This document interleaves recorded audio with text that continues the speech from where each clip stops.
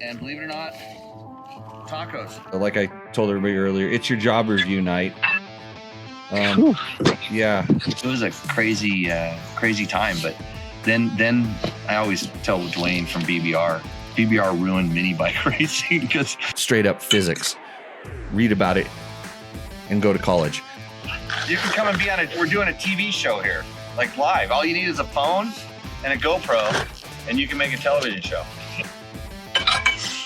Easy with the eating, Trevor. Don't get too excited. Just you start sounding like my cat when my cat is just banging its teeth against the bowl because it's so hungry it can't eat fast enough.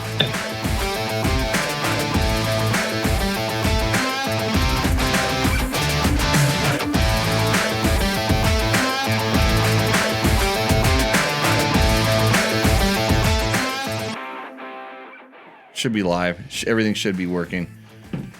Welcome to Tech Talk Taco Tuesday, everybody. Trevor, Hunter, welcome to the show. Thank you for having me. Yeah. Well, no, I kind of forced you into it. You probably didn't even expect this one tonight. But it is important. We do have some important stuff to discuss. Like I told everybody earlier, it's your job review night. Yeah. So I'm going to go to the questions. The questions. Let's see. Well, it's probably my job review too. I'm trying to get fired. Let's see. It's at Sandor Sandwiches 1623. This isn't specifically about you, but he says, George is great to keep Jimmy on track with his scatterbrain thoughts. You two work well together, but I can't help but notice that George reminds me of the comedian Stephen Alexander Wright with his monotone voice. You should co-host more because you keep Jimmy moving forward and on task with the show. Thanks for the funny and informative content, 208 shows, and still haven't figured out the correct sound settings. Maybe by show 210. So this is a practice run, Samdor Sandwiches, and George isn't here to help me through it. Otherwise, I'd have him tell you a bedtime story in his nice monotone voice. Maybe tell you about motorcycles, because that's what we're supposed to talk about in this show. But Trevor, does George keep me in line? George does about as good as anyone can. Mm-hmm. So I'll give him that. Okay. And this is Lucky Nita Boba. Says, Jesus. I think he's referring to me when he says that. You guys are such asses. What about guys like me who are short and ride very hard technical stuff? Do you know how hard it is to ride over rocky steps like 5 miles of hell in Moab when you're 5'5"? Typical learn how to ride bullshit. Why don't you raise the seat to 39 inches and ride technical single tracks? Trevor, I'm turning this over to you because it's in reference to a video you made about where you explained what happens to a motorcycle when you lower it. Did I think you were the one talking about it though. But you made the video. I made the video? Yeah. So it's my fault. Right. So I'm blaming you. I mean, obviously, right. I mean, he called me Jesus and you don't really want to you don't want to do that. But yeah, it was my voice in the video. I explained how it really affects the handling. And I mean, yeah, it can be done properly and you can do it, but by doing that, you're going to lose something with the motorcycle. And unfortunately, there's not enough volume of small people or large people that tequila didn't help. So whoever told me tequila helped is wrong. That's really good tequila though. There's not enough small people or large people to affect the motorcycle manufacturers to make different size motorcycles like they do bicycles, for instance. Correct? Yeah. Yes. So in that, they kind of, and the motorcycle is way more critical with the size and handling and everything like that because you're dealing with so much power. When you're only dealing with one human power, it's not a big deal. Yeah. When you start putting all this power into a chassis and then you start changing the angles of the chassis, in other words, the wheelbase, the rake, the trail, all these things like this, it really does affect it. And you have to, kind of understand this. So there's a reluctance on my part, since I'm perfect, by the way, thanks for calling me Jesus. There's a reluctance for me or other people that understand the way bikes handle to want to change them. And if you're really got short of the legs, 5'5", how tall are you, Trevor? 5'7" on a good day. 5. Well, then just say 5'5 3/4. Play with me here. Okay. So, cause you don't really stand up that tall. Are you counting the hair on top of your head? That's BS.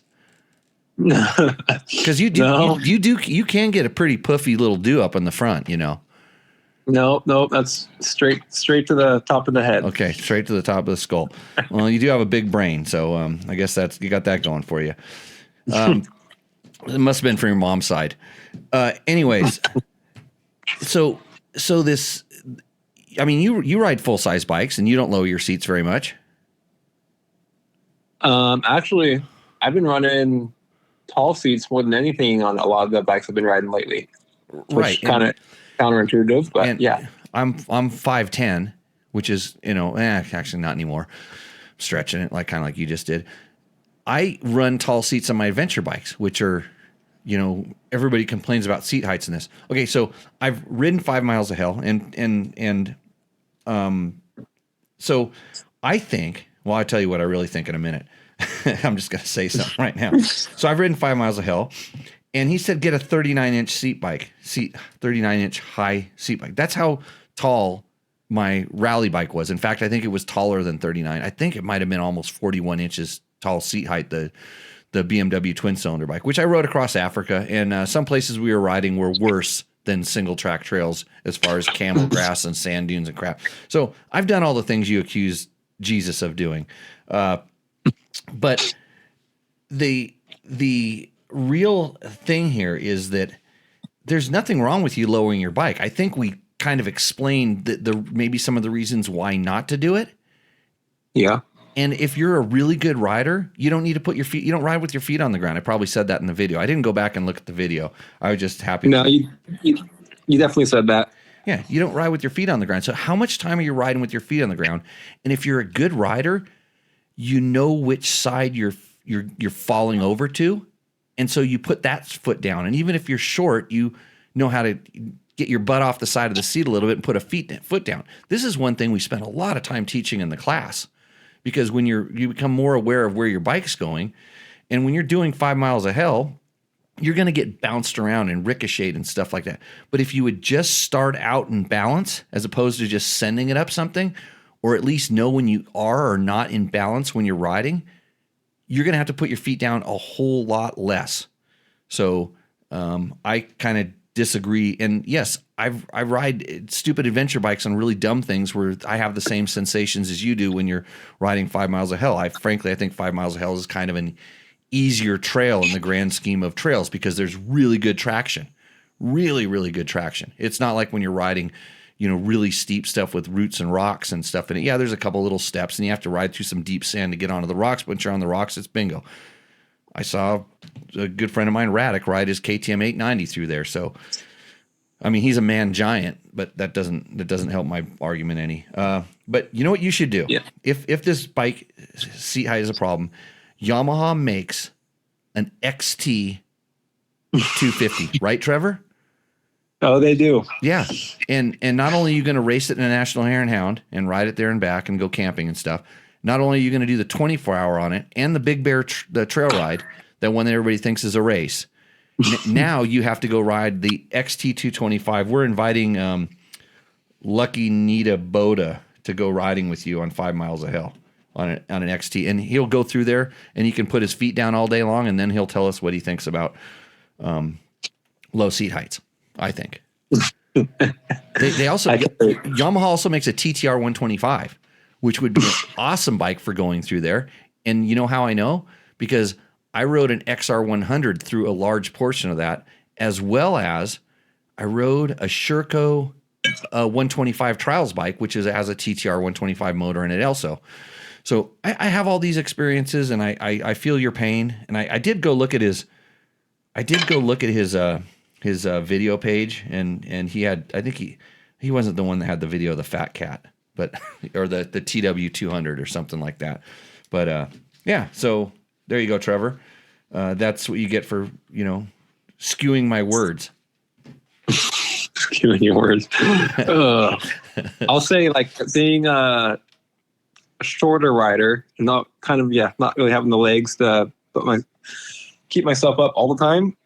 I've just come to the conclusion that my legs are kind of useless if I'm sitting on the seat anyway. So I just stand up as much as I can. And then if I fall, I just try to put my leg out if I can. But standing up a lot of the times helps prevent that need to put the leg down. Of course, if you're sitting down all the time, you're kind of floundering around. And so I don't know what you think of that, but well, yeah, once you sit down, you're putting your weight in a really bad part of the motorcycle. It's much better to be standing up because then your weight's on your foot pegs and all your weight should be on your feet. And then you have more more control over the motorcycle.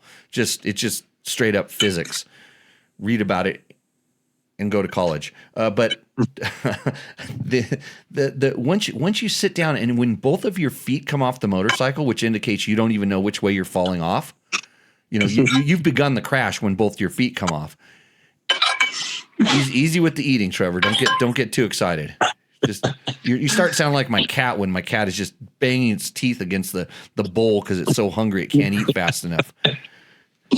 You're as bad as Ricky Brabeck was on the show last, just eating dinner, chomping away food. It's not Tech Talk Taco Tuesday and my co-host chomps food.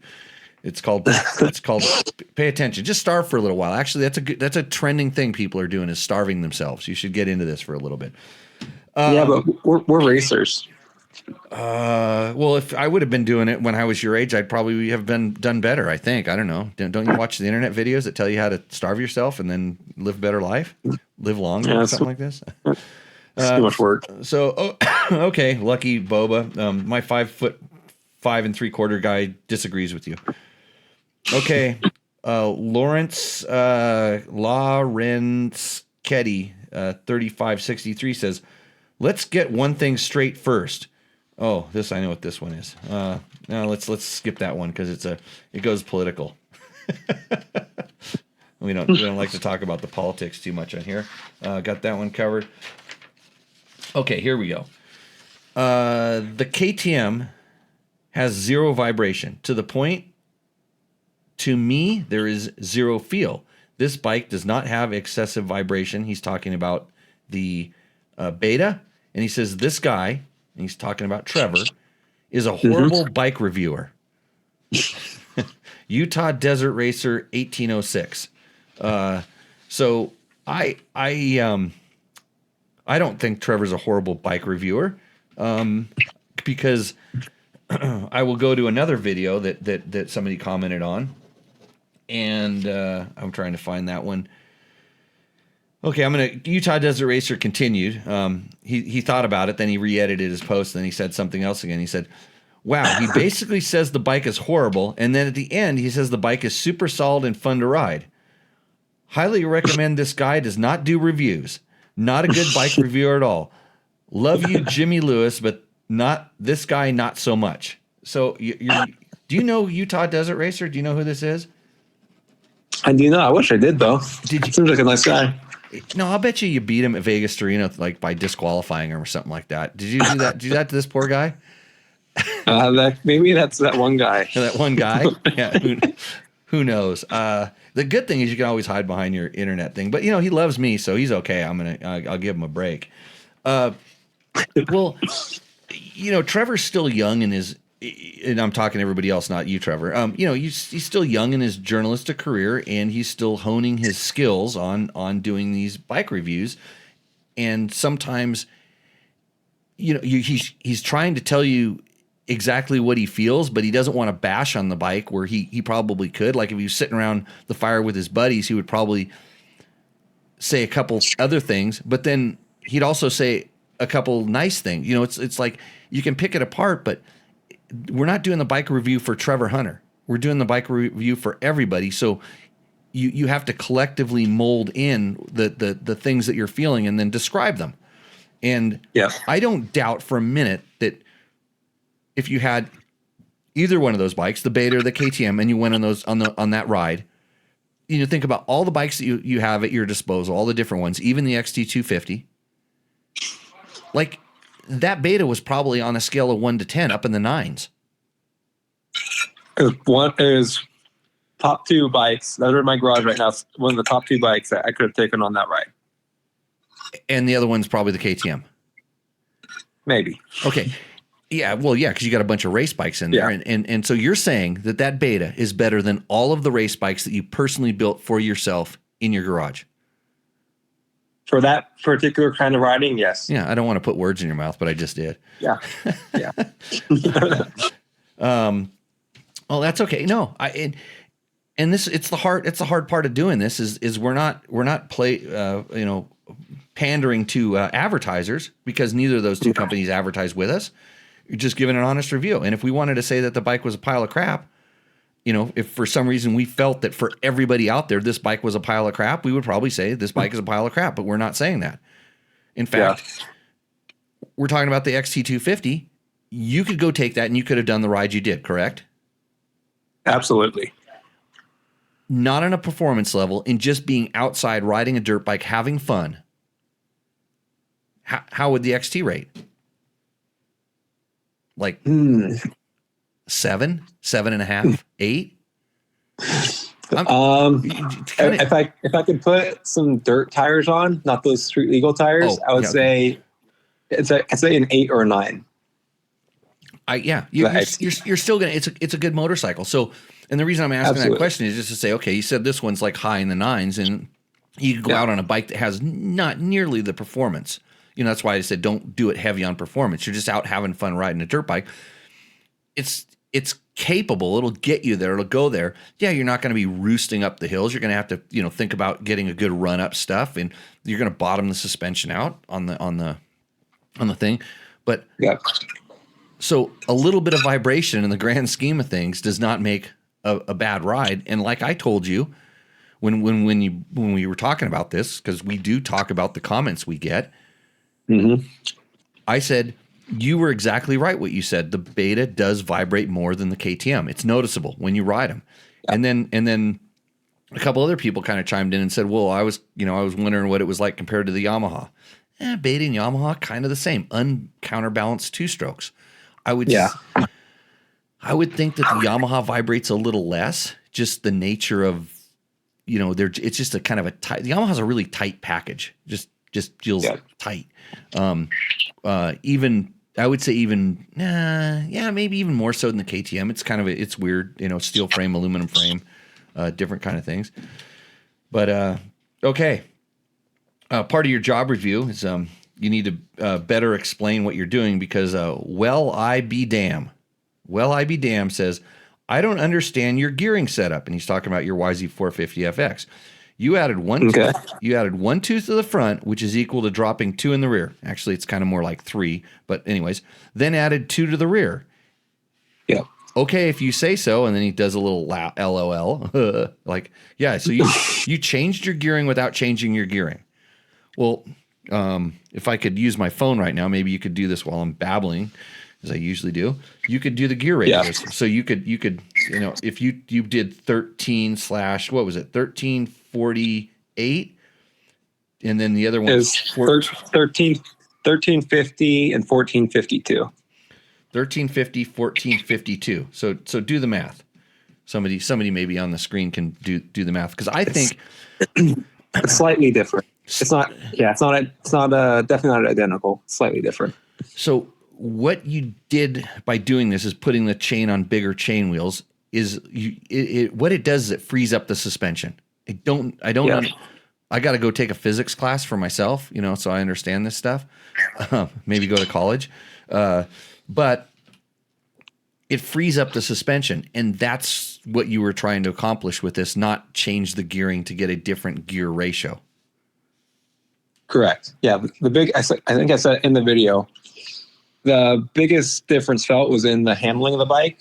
There's a difference in the gear ratios and the power and everything, but the biggest difference and what I was aiming towards was in the handling of the bike, not the power, not the gear ratio. Yeah, and did you do the math yet? Did you get me the point? Let's see. It is The 1350 is 3.84. Mm-hmm.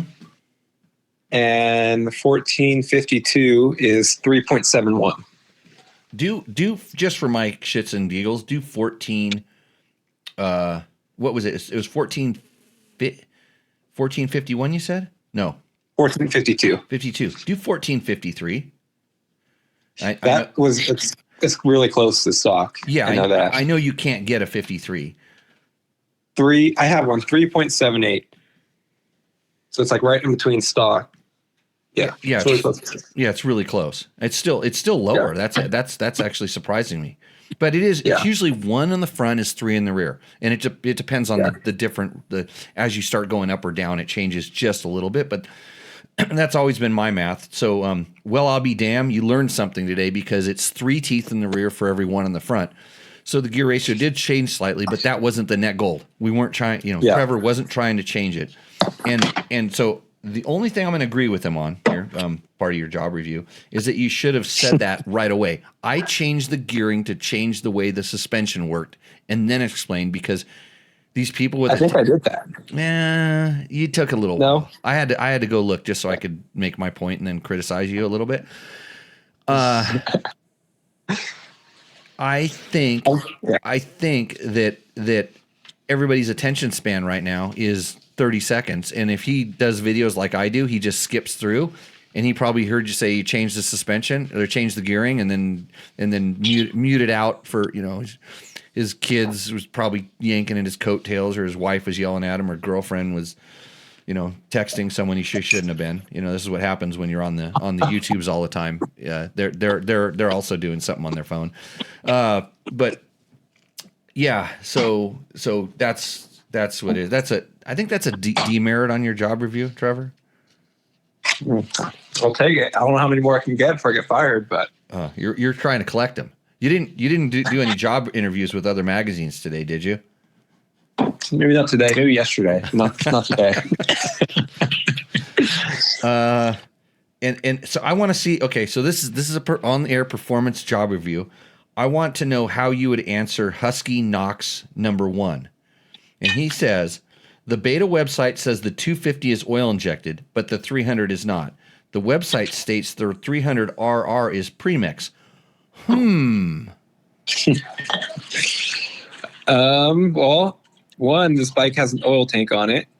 Right. And then 2, I saw that comment, and just to reaffirm myself, the bike didn't blow up on our first ride, so that's a good sign. But and you were pouring straight gas into it. Yeah. Okay. Rodney Smith confirmed that that 300RR is oil injected, but I believe the race edition models are still premix. So in the past they have been. So this is where I was going to go. I'm like, you're just clicking around on the website looking at different things, and you saw the standard 250. Now, is since ours has the sack suspension and the oil injection, is it an RR? Or it's an RR, but the race edition is the one with the KYB suspension, right. and stuff. And no oil injection. Yeah. So is that called an RRRR? An RR race edition. Race edition. RRRE, I guess. Okay, yeah, because that's what I thought. I thought he was. I mean, he's just looking at the wrong bike. There's beta does make it's almost like KTM used to be, where they have 10 different versions of everything. Hey, if you start hitting those plates a little bit better, it might sound like the Jamaican guys that are playing those tin pans. So we're going for a different aesthetic tonight, Jimmy. Got it. And then Soils Man ADV 6673 says, drop your needle in the carb 1 notch and the bike will ride better and the fuel usage will drop a ton. Do you know this, Trevor? I did not, but maybe we'll try that. I totally agree with him, except the bike will ride better. So this is starting to sound like this guy has a secret that he can make the suspension work better with a needle clip adjustment. Maybe the mass centralization will be better like that. I didn't think about that, but that clip, I can see that it's getting closer to the center of the motorcycle, but it is raising the needle up, and it's raising the heavier part of the needle up higher inside the carburetor. So it might be a net loss. You really got to be careful with this stuff, by the way. Hey, Ron Wilder says, stop your whining. I'm 6'4". I look like a grown man riding his kid's BMX bike. They don't make shit that fits me, but all I hear are these midgets. It's like, God, complaining about tall seat height. You don't ride with your feet on the ground. He references Meg's Brap, who's a girl that rides with her sleeves rolled up or something like that. Yeah. Yep. She's probably taller than you, Trevor. So, she just looks small on the bike. Gronk VBS. What did he say? What did he say his name meant? We were picking on him last show. Gronk VBS. Don't remember. But yeah, Mas Tequila, por favor. Low seat height can increase height you need to stand up, AAK your ass up for long rides for several days. That hammers your knees and burnt more energy. So, have you ever ridden a lowered subframe bike, Trevor? I have not. I've always wanted to try it. It especially for smaller guys like you, that when you start getting back and then the bike kind of bucks, and you should never get back there, but it happens. Something goes wrong.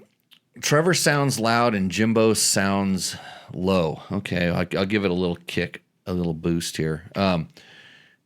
Great info. Enjoying the live stream. John Cobb. So John Cobb was one of my bosses back in the Dirt Rider days. That's amazing. Luckily, he didn't hear the first part of the show, because then he would tell me he'd probably tell me in private, because he's a really good businessman, what he really thought of my my not prior preparation. And in ensuing piss poor performance. Steve C says, I'm 5'8" and lowered my KLR an inch for a few months until I was balanced with it. Then I just put it back to stock. And then Skekshi XC says, Utah guy is a twat. Okay, guys. Utah guy wants to talk to the manager. Oh boy, you guys are being. It's like I can be the host of the show and pick everybody because you get to see my face and stuff like that. But let's kind of keep the chat nice tonight. I mean, pick on Trevor. His job review is up, and we're trying to figure out whether we want to keep him around here. Gronk. Sounds like your dad's around. A low bike, low COG is not as stable in technical terrain. It gives a new rider confidence, but hinders an advanced rider. You stand up to raise the COG center of gravity and slow down the roll rate of the bike. This is correct. Think of the balancing as a short stick on the tip of your finger versus balancing a broomstick. The broomstick has much higher center of gravity and therefore is much easier to balance. So actually, Gronk, good explanation, good explaining of it. But what you're actually changing is, believe it or not, and take this from a guy who, I went to communication arts. It's called polar moment of inertia is what you're changing by sitting and standing. So it's a little bit different. And it does have something to do with the kind of broomstick display. But since the bike is actually fixed to the ground, technically to a certain amount with the tires based on traction, there's a lot of things going on there that I can no longer explain. I would need to pull out a whiteboard and start drawing graphs and charts that would be inaccurate. And then every physicist from here to Australia would come and tell me that I'm a complete idiot. So with that, I will digress. Gronk, agree. One area a low is better in a power slide, correct? Speed cornering, squaring a corner, etc. But we agree with you. So good. Now everybody's being nice in the chat, Trevor. We've calmed them down. Steve C. The problems with us vertically challenged people, and by that he means midget, have with tall bikes is riding around town and sliding your ass off the seat at stoplights. Chick repulsion technique. I don't know. I know there's some girls that like short dudes. I've seen that before. I can tell them how to fix it. The sliding off the bike to put your foot down? Yeah. What do you do? Buy an XT250. Oh, Yamaha, proud sponsor of Tech Talk Taco Tuesday. Actually, in this, we're gonna hear in a little while when I get done beating up on Trevor. We are going to have an interview with Mike Ulrich, who's the press manager for Yamaha. Has a real interesting story. He was out at the ride day with us. It was pretty cool. Trevor even stuck around to listen to it, and we both know Mike, and it was interesting to hear his take because he has a long history in testing. And if you think that this is just a advertiser BJ, you are absolutely wrong, because Yamaha does support the show, and we like to thank them for that. And I threw a couple plugs in there while I was talking to Mike because he wasn't plugging Yamaha enough. I had to kind of throw some stuff in there. Fired. Valley Bomb Squad is what VBS stands for. I think he's up in Canada, if I remember correctly. Okay, we got a real question here. John Bailey, 2007 Honda Sierra 450X starts and runs perfect with Kickstarter, but won't start with the button. Has a 480 kit on it. New high output lithium battery, cranks over good. Is this the stator? Well, if it will kickstart cold and run perfect, does it kickstart right away, or do you kind of have to give it a lot of kicks and a lot of button? Both, because I'm going with your intake valves are tight, and that's what's causing it not to start very good. And sometimes, if you got a 480 on it, it probably has a little bit more compression, and Honda builds those things kind of, at the limit to a certain extent. So that starter might not be able to crank that piston over the speed it needs to go.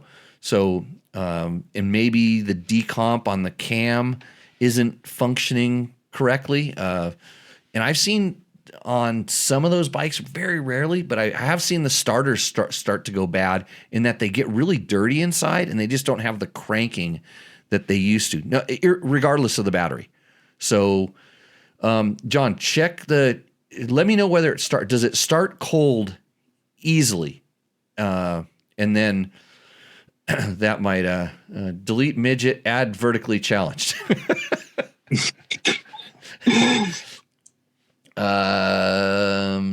And Sketchy XC says, Trevor's going for that sweet dishwashing gig. Yeah, I can hear him practicing in the background. Actually, maybe that's what he's doing to make money.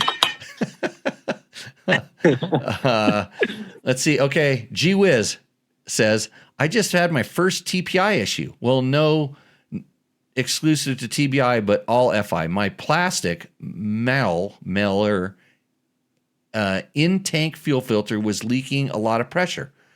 Taco Moto hooked me up with a Wix filter. Okay, so this is kind of a known issue. So, gee whiz, I would be curious to ask you, how long have you had the bike? Like, how many hours on it? And when you took that filter out, where did it say it was made? Because if it says it was made in Austria, I'd be really surprised. If it says it made in Turkey, you got a turkey. Because the only ones I've seen fail say made in Turkey right on it. Radar ADV says, great review of the XT. We put a Seat Concepts high seat on it. No, it goes anywhere. Not fast, but fun. See, Radar is just being mean to our friend. I forget his name already, but our friend Lucky Nita Boots. Yeah. Let's see. Sawyer Llewellyn, let's hear your thoughts about the recently famed Flying Dutchman from the Baja. Famed Flying Dutchman. Trevor, you sent me a link to this, and you said we should get him on the show. Did you reach out to his people? Did you contact his agent and see if he could come on? I didn't.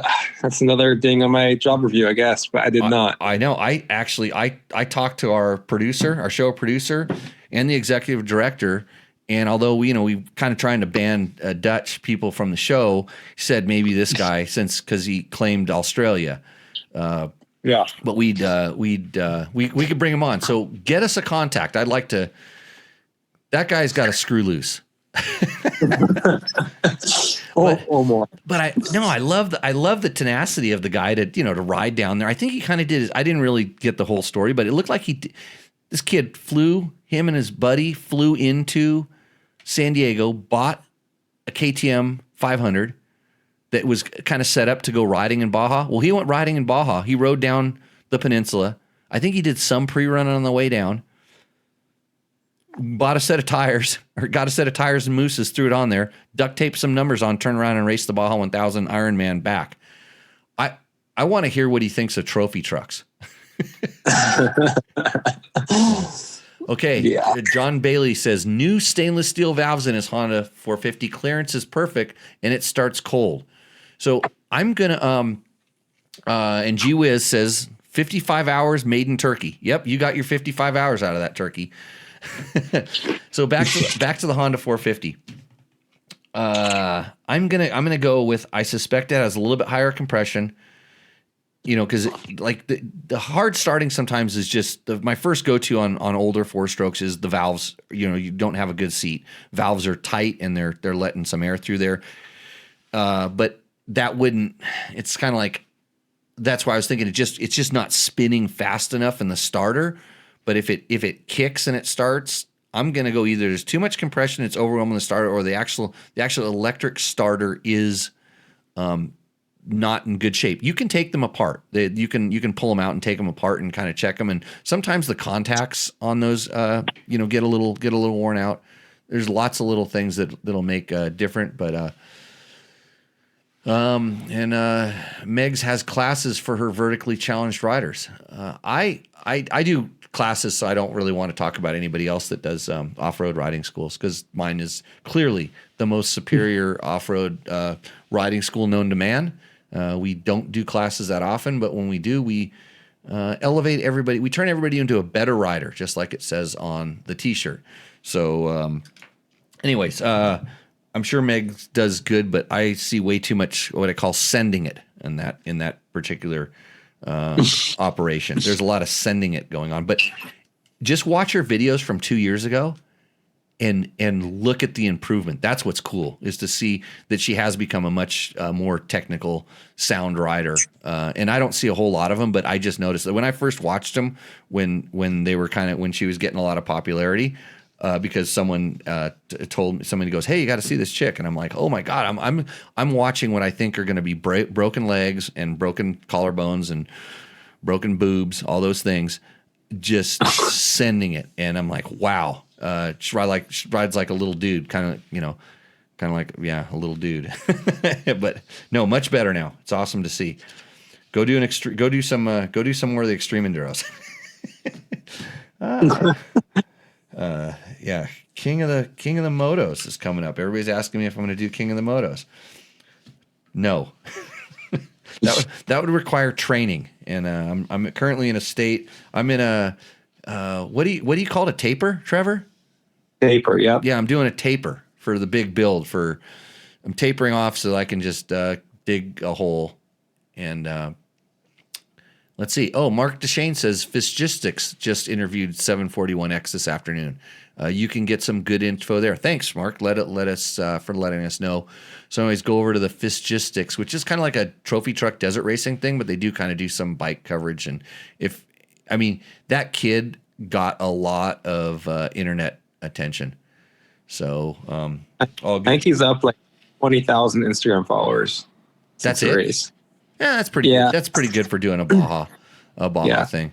Well, the thing is, next week he's probably going to start his own podcast, and then he'll be testing motorcycles. Then people are going to be sending him free products, and then he'll just be like the rest of us, just completely stilted and say whatever product you get for free. By the way, I wish I had my Bulletproof Designs. I got one of their new billet throttle housings. Have you seen that yet, Trevor?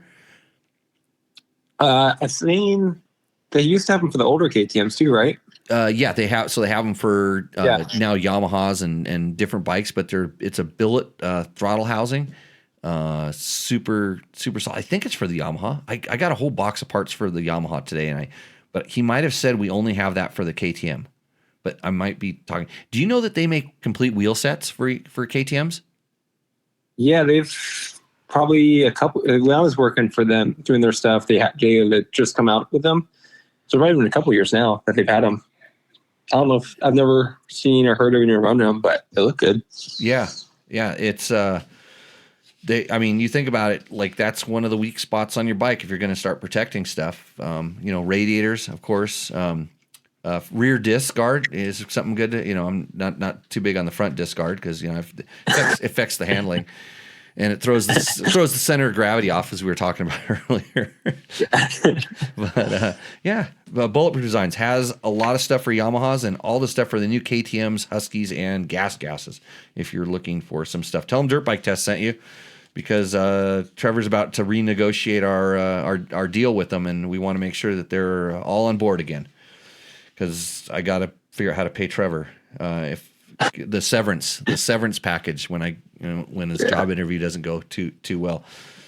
Okay, let's see. Woods Rider 117 sounds like a regular beta first impression video. Yeah, the tires are a thing to change for where you ride. I really don't care about vibration. Sounds like me. I like a carb and a kicker option. That's not me. The suspension with sacks has been great after break-in and basic setup with springs for weight, etc. That sounds like me. I want a carb. That's not me. I do not want FI. I'm going to cross that line out. I don't even want oil injection. Oh, man, now he's going down the wrong road. He says, mixed gas, thanks. Just an initial video ride anyways. As if any of the opinions that I just expressed are ever going to change. At least he knows. Hey, go back to the first year that Beta put the oil injection on that bike, and frankly, I was a little skeptical, but I said, "What the heck?" Especially because I brought it out here and I did desert racing speeds with it. I'm going, I can probably get it to lock up. Nope.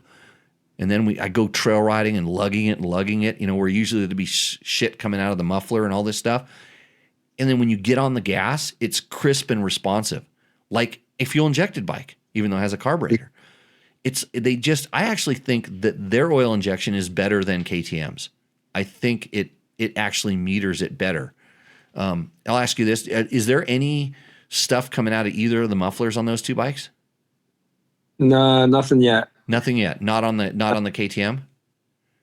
No. Okay. Yeah,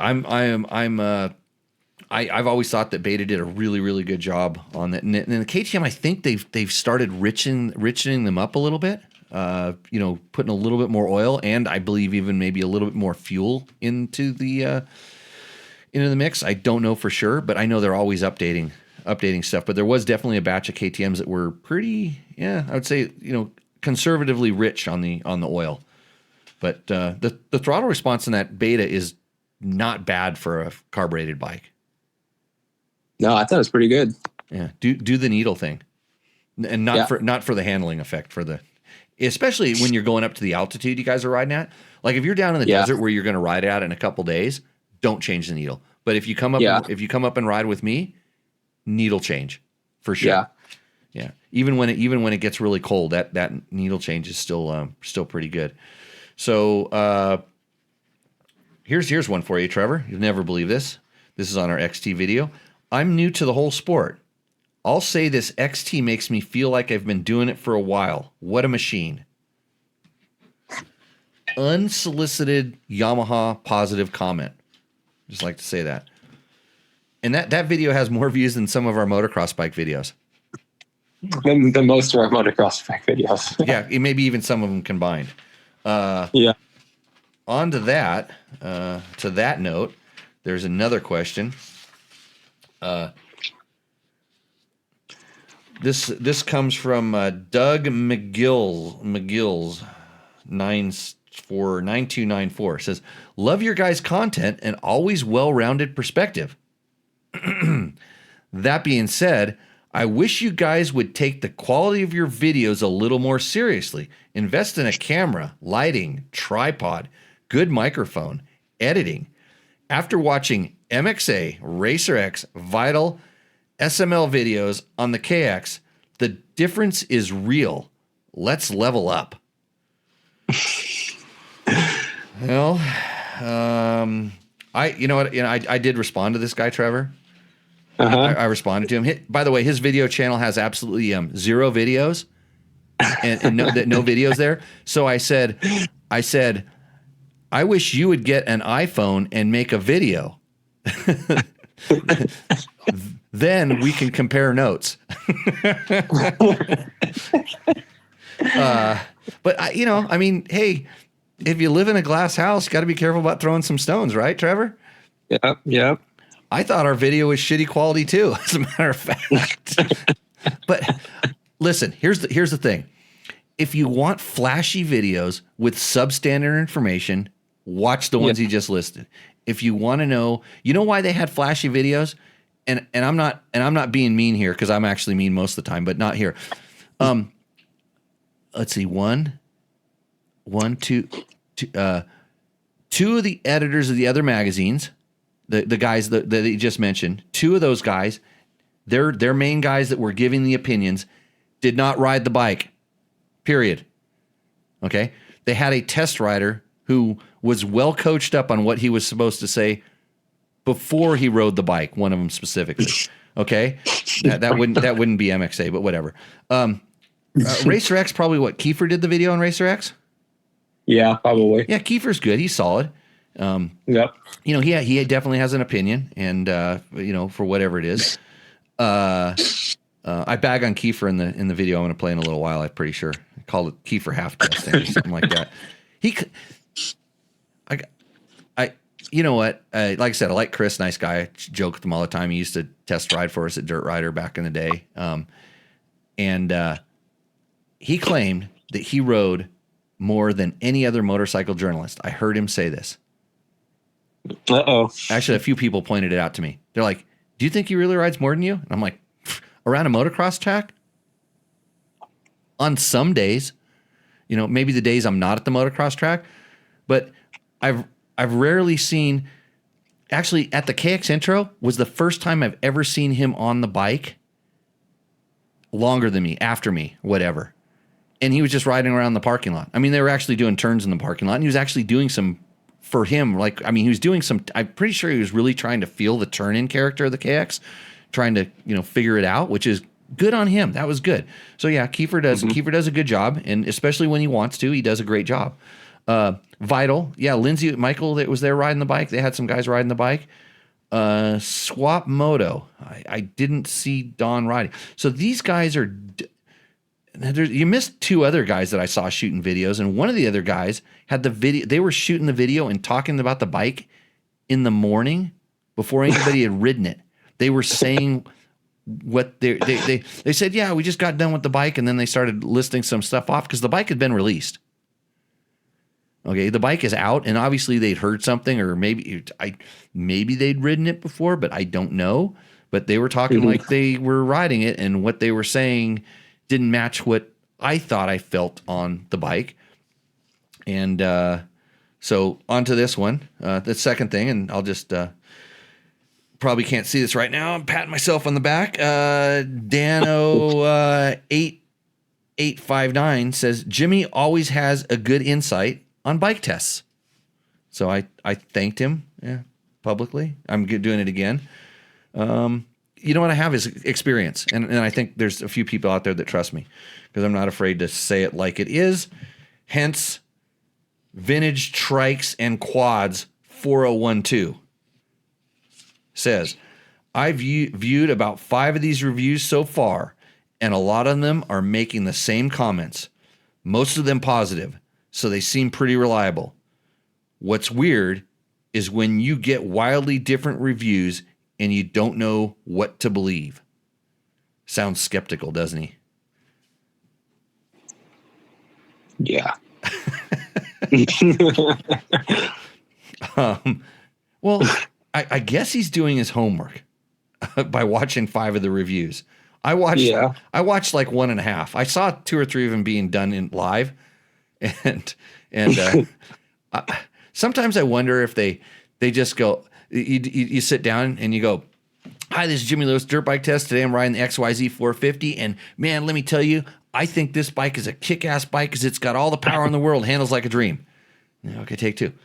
Hi, this is Jimmy Lewis with Dirt Bike Test Magazine, and I'm riding the XYZ 450, and I'm a little disappointed today because the power was a little bit soft. It just didn't kind of do it, and the handling, they could have done a little bit better. Okay, got those? Got it. Okay, good. and then you go back. And first you go and you look at it. Did XYZ sponsor our podcast, Trevor? No. That's Yamaha, so can't say anything good about that thing. Run take 2. Yeah. You'd better get good at washing those dishes. Yeah. So let's see. I think that's it. I'll just did anybody else beat you up on this thing? No, that's the political one. No, we did that one. Anyways, WR450, great review. I have a pretty modded, maintained, updated 2003, and really wonder what I'm missing with 20 years of advancement. It would be neat to see these two side by side and do a comparison. Well, I will invite you out. Pud blower, P-dub boner. I don't know, P-dub boner, something like that. Anyways, yeah, you come out there. And then Wiley0714 says, why is he doing a self-review with quotes around it?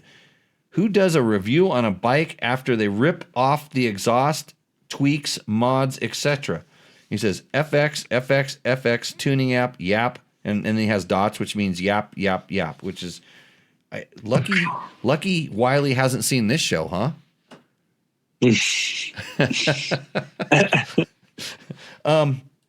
So what I said back and is that we test the bike the way we feel our viewers are going to ride it and use it. You unfortunately think our entire viewership is in the Western United States racing Big Six Grand Prix and Best in the Desert races. We're trying to broaden your horizon. You did go do a GNCC where you sandbagged and didn't do very well. You know, no, you're supposed to be winning those. If you're sandbagging, you're supposed to be just to get the trophies, Trevor. But I was on the wrong bike. But yeah. So the quote self review. I didn't actually review myself. I should do that. I should do a test of myself one of these days. That I'd be really into that because I mean, think about it. I get to talk about myself a little bit, which I hate doing, but I would do it for this guy. The mods that we did to the bike were to address concerns that we had to make the motorcycle perform better. And the Yamaha WR, to nobody's surprise, comes very, very corked up because it's meant to be a trail legal bike. So in other words, it has to be a certain sound level, and it has to, and all that sound is based on horsepower and RPM and all these things. So it's restricted to pass those tests because the bike is sold worldwide in a lot of different configurations. Like it's sold in Australia where it has to meet certain standards, and it's sold in Europe where it has to meet certain standards. So they kind of sell it here like that. In fact, they can't even sell it in California because California has too many standards for this bike. So I've ridden a stock WR. It's not pretty. A stock WR 450 probably makes as much power as XT250, maybe? I don't know. Yeah. Because XT250 you can go wide open on, right? Yeah, at least when we picked it up, it was ready to ride right out of the gate. Yeah. So. But anyways, it's not much, but we all know this, and the people that own Yamahas know that that's a thing, and they're ready to do this. So that's what I did, and this is the guy that had the TW200. So he's a Yamaha guy, but he's not happy that I modded the bike. But I explained how I did it step by step. I explained why I did each thing, and guess what I'm doing? I'm doing more mods still. Because now I'm turning it into the bike that I really wish it could be, and explaining why I'm doing it and educating people on, what different mods do and which directions I go, which is always the same. I use Fasst Company flex handlebars on almost every bike that I ride. Trevor, do you know this? Fasst Company flex handlebars, it's got steering stabilizer. Right? Those are on almost every single one of my bikes. It's been like that for, I don't want to say 20 years, but it's been over 20 years, so a long time. And I'll have a sip of tequila to those two companies. Thank you for supporting Tech Talk Taco Tuesday. Call up Cole at Fasst Company and tell him you want mountain bike handlebars. And I'm saying that to you, Trevor. Yeah, you should get some mountain bike bars. Really game changing especially on the wrists. Don't ruin your wrists like I did. Save them when you have them. I'll try. Okay. This one. I have a pretty good deal on a brand new 2022 KX450X. On terms of pure reliability, the Yamaha 450FX or the CF 450RX, which is better? Oh boy. So I'll say this because we've had the 23 KX450X, which is the same thing, and 23 Sierra 450RX over the last year. And the Honda, we have the hour meters at 92 hours. And I put that on late. I didn't put that on right away. So the bike probably has 110 hours on it. Right. And it's pretty amazing. You rode a bike, Jimmy. It's pretty amazing at how tight everything feels on that bike still. Like right. Motor, chassis, everything just feels really, really solid on that Honda. Correct. Yeah. And then the Cowie, while we really haven't had any issues with it, it definitely I think it has like just under 90 hours. Mm-hmm. It definitely feels more worn in. Is looser. Is that the bike that got the big desert cartwheel? It is. Okay. So it was funny because when I was riding that thing, I could tell it's not perfectly straight. Really? Oh yeah. It's not perfectly straight. There's a little cattywampus to it, just a little bit, but not a lot. But I think overall, I think some of what you're feeling is that. But I would say it doesn't feel as tight. And you're talking about guys here that spent a lot of time in these bikes. Those bikes were ridden really hard, really hard, and by a lot of different people. And most of them didn't care about the bike because it wasn't theirs. It's not even ours. And then on the Yamahas, because I have a fair amount of time on YZ450FX also, I would say it's right there on par with the Honda. And I've always said this: the three bikes, the three brands that really, really hold up, and it's always changing just a little bit. They always kind of flow, like there's good years and bad years, but just overall, Hondas, KTM brands, and Yamahas kind of are my three on the top, and then the Kawasaki's and the Suzuki's are just a little bit behind. If we put them on a scale of 1 to 100, if we're putting all those three at 97, the other ones are at 95. So they're way up there. It's not down into the, when in the old days when like things would crack, frames would crack and break and you'd have to get things welded, bolts would strip out. It's not like that. Although we were trying to recross thread a seat bolt on the Kawasaki, correct?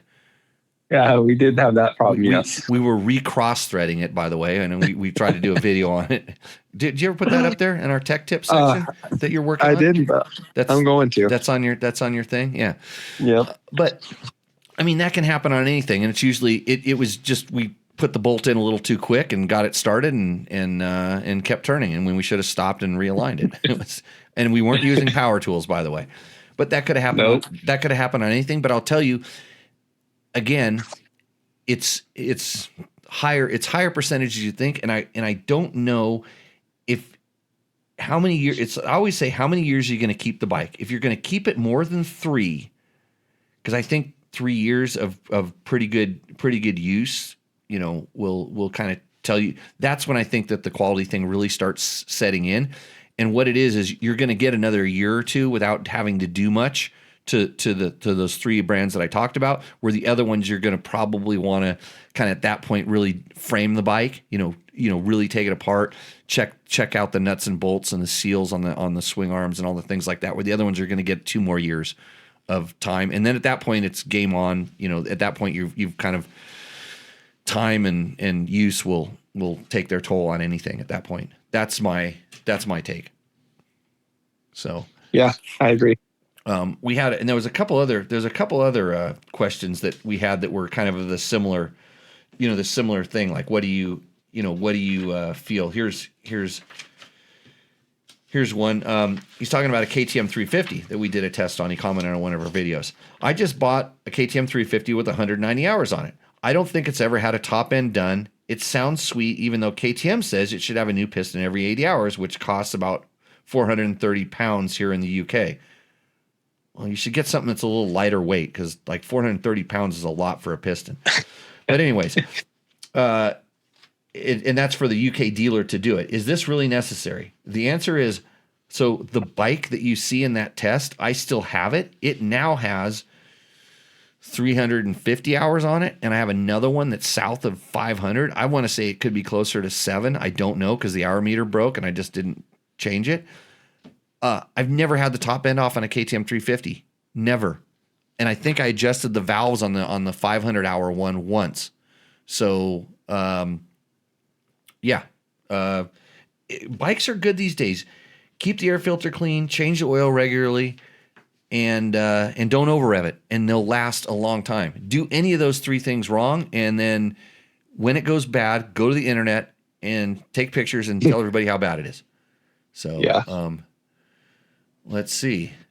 There's lots of stuff. Dirt Bike says, "Hi Jimmy, it's me, Todd Kelly. On my other name, I have the Cove and installed the Recluse like all of my bikes. I set it up to the Jimmy spec with the slow engagement springs. However, the Cove, the throttle is not crisp off the bottom, and like you said, it kind of gets lost until the RPMs pick up a little. Do you think the Cove would benefit from the high engagement springs? Because right now I have to drag the clutch just to take off, otherwise it jerks." Yeah, so that's something that you're going to have to tune.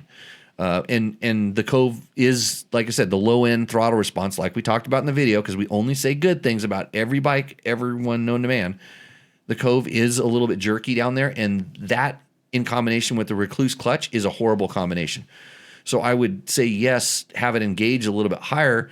But if it were the engagement was set so high that the bike freewheels, I'm not going to be happy. And so I would actually work on trying to get the FI fixed, have a little bit of remapping done in some way, shape, or form. Maybe a piggyback tuner could fix that. Yeah, go there. Jimmy Campbell says, "Hey Jimmy," and that's all he says. Let's see. Got a few other questions here. I'm gonna run through the. One guy said this show would be better if we did Rooster Endo, but Trevor, you made me talk so much that we're not going to get to that. We're stacking up the funds though. I got a couple other good questions I'm probably have to save for the next show. Let's see. Mike Kmet says, "Instead of blowing dollars on more production, invest in great tequila and beer." Josh K. "I had an XT350, probably one of the most fun bikes I had. Simple design, lots of hop on and go, a lot less hassle and frustration than the rally bikes I have now." Agreed. I had a TT350. I think we talked about that like 2 shows ago. We got into it. And Joshua Barton says to everybody else, "Happy Thanksgiving." Let's see. Craig Hunter says, "Daddy's boy is on." Uh-oh. Does he want to get on the show? No, we'll save him for the next show, because maybe he's how much is the YZ450FX for sale for? What's the price? We're waiting for the Rooster Endo to come back. Rooster Endo or for sale, right? We're gonna just burn through these things. Todd Lofstrom on Facebook says, "Jimmy Lewis, my 2018 Husqvarna FC250 sounds like it has a supercharger whirring noise. I changed the timing chain, but it made no changes. I've heard others making the same noise, but it's annoying." So bike is this? FC250 Husky. So okay. That's the 4-stroke, I'm pretty sure. Yes. Yep. F's 4-stroke.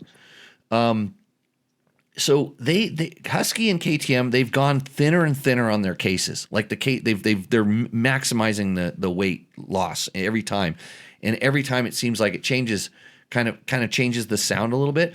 Here's what you should do to find out where that's coming from. You take a screwdriver.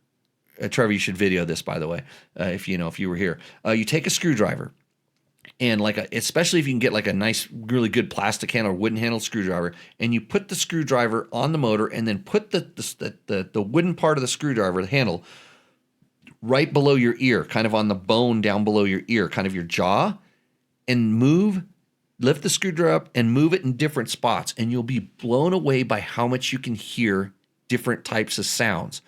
And especially when it's a higher pitch whizzing sound, they tend to be very localized. The knocks travel through the motor, but the whizzes are kind of easy. So you kind of just have it idling and you put it up by the cam journals and then along the cylinder where the cam chain's running, go to the other side of the motor and see if it's much different. Same thing with near where the cam journals are, down by the clutch, by the water pump, all these different things, and see if you can figure out where it's coming from. I have seen that whizzing sound come from different things in the clutch. Sometimes the bearing that the clutch basket is riding on can kind of get a little bit not good, we'll say, in some way, shape, or form, and it causes that type of a whine. And then sometimes just having kind of a worn clutch, a clutch that's been glazed, can produce that sound. And does it change with the clutch pulled in or released? That's a good thing to know, because a lot of times if you pull it in, that makes the transmission stop. And if that sound stops, it's on the transmission side. If it's out, and it's no matter whether you pull the clutch, then it's on the quote engine side of the equation. So there's different ways that you can see it. Put the bike on a stand with the tire off the ground, and maybe run it through the gears, see if it changes that way. That can cause some influences. But then when you want to get more localized, use that screwdriver tip to hear where it's actually coming from. So, and believe me, I've changed the timing chain in a KTM, and I was really pissed off after I did it because the sound that I was looking for did not go away. And I found out it was clutch dampers. The little replaceable clutch dampers in the clutch make a very similar rattle to a loose cam chain. So maybe that's what it is. And Gronk is telling you it's the balancer, the balance shaft. And yeah, usually that screwdriver will give you the, it'll help you localize it. Let's see. Okay, yeah, so a cheap stethoscope, and the sound follows the timing chain. Interesting. You should, but if it's whining in the timing chain, then maybe the guides could be bad. Yeah, bearing erase. Yeah, and then we got, this is what's really awesome about our chat, by the way. If you're listening to this on a podcast format, like we have our live chat going on, and there's a lot of people that are kind of throwing out some decent answers. Some of these, everybody's afraid to give shit answers around here because then I'll jump down their throat. But let's see. Dave Black, hey, I just got the Rally Pro Cove. I'm finding I have to sit myself further up in the seat compared to the RFR 450. I was told I could bring the center of gravity back with preload. How would I approach this? You would lessen the preload, so another loosen up the preload on the spring, and that'll kind of tilt the bike. It'll lower the rear, which puts more weight on the rear, which it's not the best way to move the center of gravity. You can also slide the forks down in the fork tubes. So you slide the triple clamps up and the forks down, and that will raise the front end of the bike, and it'll kind of get it to move back there. But you feel like you're riding, sit myself further up in the seat. You shouldn't be sitting when you're riding a rally bike ever. So the other thing is, if the handlebar position could be also altered, so you can do something with the handlebar position, bar mounts potentially. I don't know what's available for that particular bike, but there's a lot of stuff you can do. It's such an easy thing to adjust. But the easiest thing to adjust, in my honest opinion, is the rider. Rider's very malleable and able to change things. And I'm gonna just guess, because I know Dave has come out to the class before. Grip and regrip with your hands. That's the easiest thing to change the where everything is on the motorcycle, because you're a big part. I don't know any other part that weighs 200 plus pounds that you can move around so easily and affect it. But when you start finding where that ideal position is, make sure your body is in the best position, then figure out how to make your body comfortable in that position. Is that a good answer, Trevor? I would say so. Okay, good. I just wanted somebody else to pat me on the back, because it's kind of lonely doing this show all by myself. Water pump gears on your high hour 350. Never done them. No, I have not replaced the plastic water pump gears at all either. And this is funny because there was some KTMs in the older days that actually really had a load on their plastic gears, but they've changed the ratios of that to the point where the plastic gears are not an issue. And if they break for any reason, it's generally because something else broke in there first. Is what I've noticed. Generally, it's the guy who runs his bike down to a couple hundred cc's of oil. Trevor, you know those kind of people? I've met one of those guys once. In racing conditions, of course. Yeah. Because then the oil pump kind of starts, gets a little scarred up and galled up, and then there's dragging inside the oil pump. So it's usually a chain reaction. It's not the plastic gears. I know there's people that make metal and aluminum gears for those things. If you like looking at those parts when you put them and install them into your motorcycle, I think that's a great thing. By the way, Moto has those gears if you're worried about it. And if you're rebuilding your motor and you want to feel really good about it, you're building the motor. That's a really good thing to do. Moto bringing you Rooster Endo, but not tonight. Soon. Tacomoto.co on the interwebs.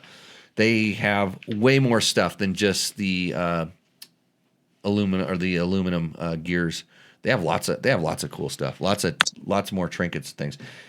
Hey, Trevor, I'm gonna go ahead and let you go. Thanks for practicing your dishwashing, your next favorite career. I'll have the board of directors review your job performance review. I'd like to thank Lucky Nita Boba for calling me Jesus. Utah desert racer. Trevor would like to race with you in the desert and smoke you. Just to rub it in, and other than that, where's the other guy that called us assholes? I want to thank them too. Hey, and they're not even Australians, because it was just Australians. They felt safe because they're on the other side of the world where all our poop goes when we flush it down the toilet.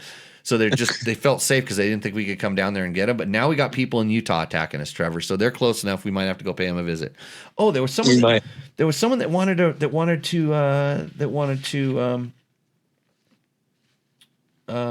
to race me or something like that. They said something like fat old man or something.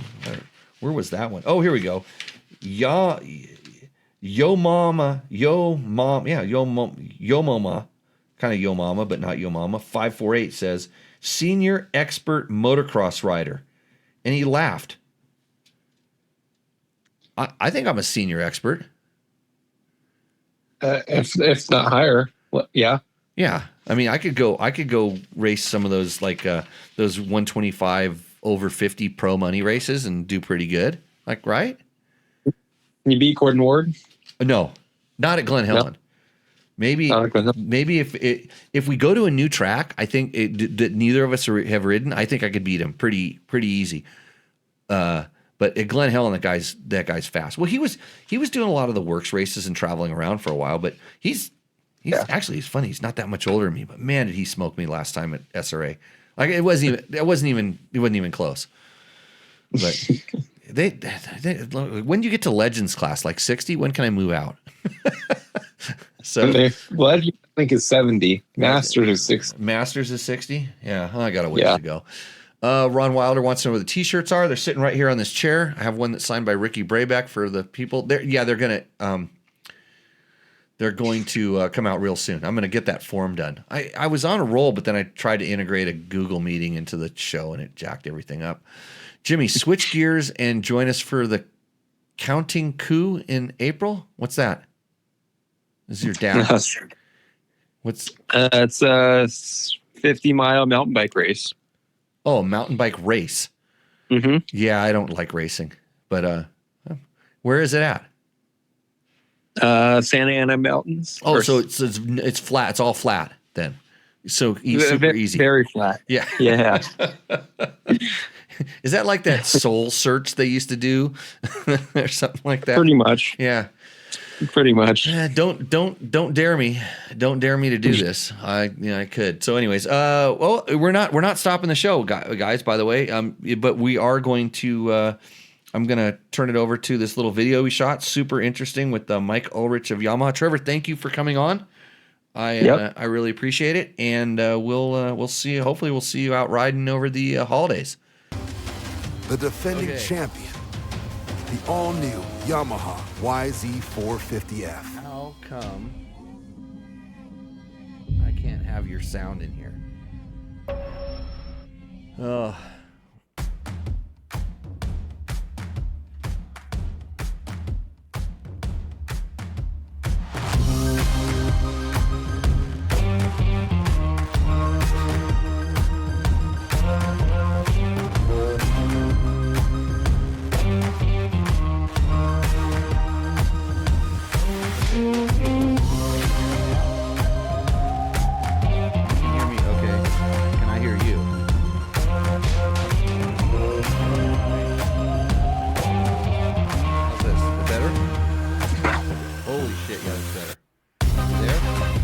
I'm here. Okay, you're here. You're on the show now. So okay, there's no video. Yes, no video. I don't see. Oh, because you had to hang up on the video. Yes, so no video. Yeah. Okay.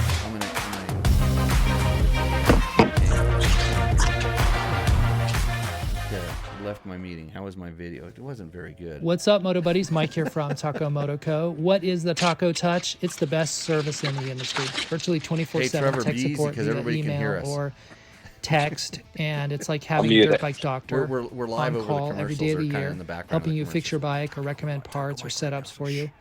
If you've ever received an order from us, you know that the Taco Touch extends to our fulfillment, and our orders come with the coolest stickers that you've ever had, buying parts from anybody before, and a handful of root beer barrel candies. All of our Taco Moto Co. branded components come with a no questions asked lifetime warranty, and we'll even extend out the warranty of other manufacturers, OEM, and aftermarket parts where we can, sometimes for life. We test and tune endlessly and exhaustively and obsessively. We're trying to destroy everything that we can before you get your hands on it, to look for weaknesses and to improve it, or to make recommendations to the manufacturer. And if it's something that doesn't meet grade, then we don't offer it on the store. Everything that we carry is something that we have personally used, tested, and ridden, and raced, and knows meets the high Taco Touch demanding standard. Go out and get some adventure.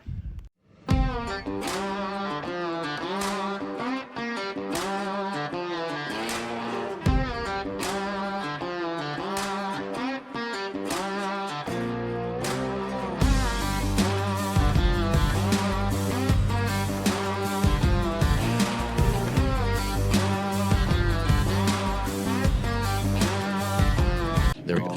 Probably use that as the. If there's no sound, start. Thing, so, cheers. There's no sound, right? Cheers, Mike.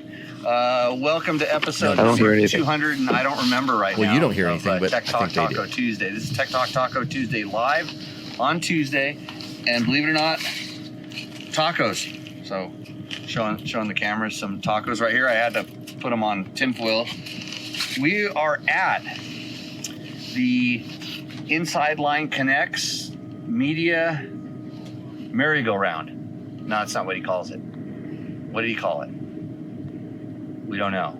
You can talk, Trevor. You're like the producer, because that's what you're doing. You're aiming these cameras at us and stuff. But everybody, welcome everybody. This actually is live for us, but not live for you. We'll stick it up on the internets. Again, thanks to all the sponsors. Of course, you notice we're here with Yamaha, Mike Ulrich, the press PR manager for Yamaha. You can wave at both of those cameras. So Yamaha, big supporting sponsor of Tech Talk Taco Tuesday. We have some other sponsors. Scott Sports. I wore perfectly clear vision today when I was roosting around the track, Trevor all day long with my Scott goggles, and I wore some Scott knee pads on, and I had a Scott roost protector, which is, I don't know if I'm supposed to talk about that. So it's some pretty neat stuff that we've been testing. Climb, of course. I wore Climb at a motocross track. Shh, don't tell anybody, because the guys at Swap Moto might get nervous. Bulletproof Designs. I got all my parts for my WR. I got my protection parts, thank God. Now I can really go smash that thing up. Front disc guard? No front disc guard, but I got the little clamp, the things that protect the lugs, which I need. And double take mirrors, of course. Email me if you want a discount code for those. DDC sprockets, and I think that's everybody. I remember everybody. Hopefully. Fasst Company. Fasst Company. Yeah, you left that out. Oh, Thank God you had Fasst Company flex handlebars on the CR450 that I overjumped on today. Thank you. These wrists, thank you, Trevor. Even Trevor Hunter is starting to see the dark side of flex handlebars. Why don't you run them on your mountain bike? Pack too much weight in my body, Pack- so I gotta minimize on the bicycle. So, yeah, if you know, flex handlebars work on everything, especially mountain bikes. So, good. Now we've done our sponsor reads. Mike, welcome to the show. I've been wanting to get you on the show for a long time. You were riding, from our perspective over here, when we saw you, like, you pretty much were up in there, hanging it, little sideways, little whippy. No. Yeah. That was the just wind blowing me sideways. Okay, but it got a little sideways, and you went and you got on the gas. You looked super solid from right here. And then you came back and you said, I feel like what? Probably poop. Poop. Pretty close. He was complaining about how much he likes riding, how much. What did you say when I walked over here? What were you saying? Oh, I don't remember. I say all kinds of smart stuff. You were talking about how I want to get back into riding, but every time I get back on the bike, I don't feel that fast. I don't feel that good. Well, it's work. You gotta do it consistently to stay decent at it. And when you don't do it, then you just feel like crap and you're out of practice, and it's frustrating. This is what I heard. I walked back over and I said, how did he get in my head? Because I'm going to disagree with you that it's work. It's work because you've ridden at a high level before. Yeah. And you know what it feels like.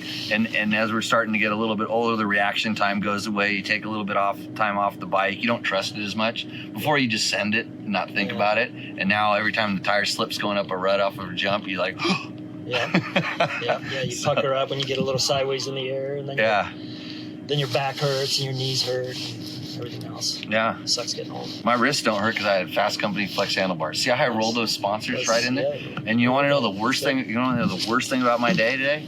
Didn't get to ride a YZ. Yeah. Trevor That is the worst thing. Trevor just didn't hook me up. When I came over, so we're in California right now, unfortunately, but I came back over from Nevada. And I knew I was coming to the track, and I said, Trevor, do you have some bikes? He said, yeah, I got you covered. No big deal. Because I was going to bring my YZ125. Because if I ride for fun in a motocross track, that's my bike of choice.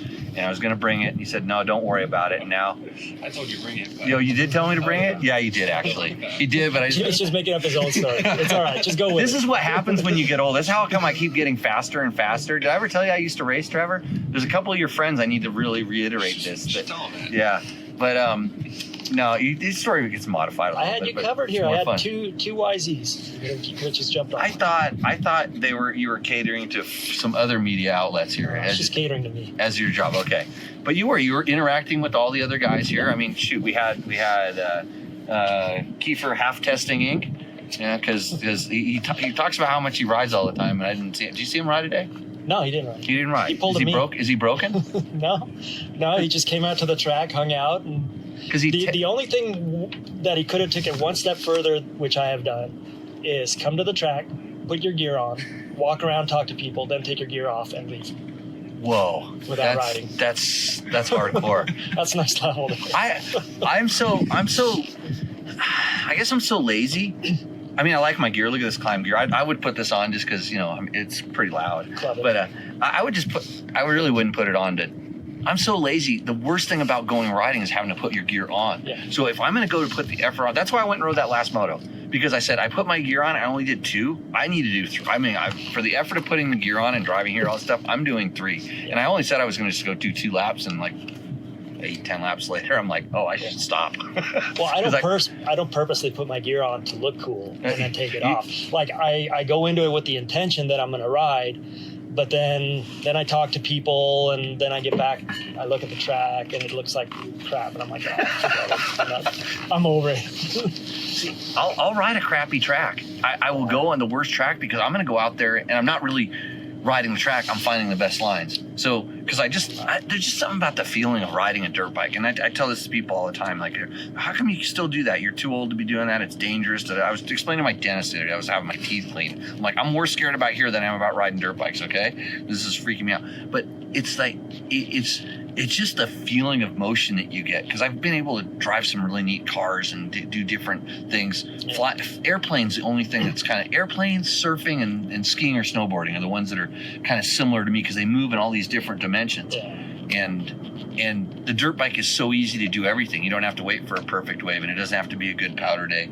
And even the track's shitty, you can find a good line around it. You know, you can wait around to find that. There's a couple turns where you can make your own berm, or you can go just fillet a berm, or I don't know. It's all the rest of the track in aside between. from that turn where it's all rough, and then you got to hang on. That's the trick, is stringing it all together to make it fun. Too fair weather for that.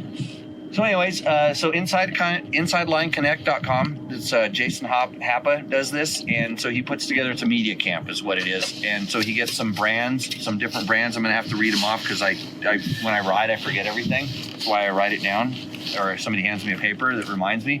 But he had a bunch of brands come out here today, and we just kind of did it was like a speed dating essentially, like a little speed dating roulette.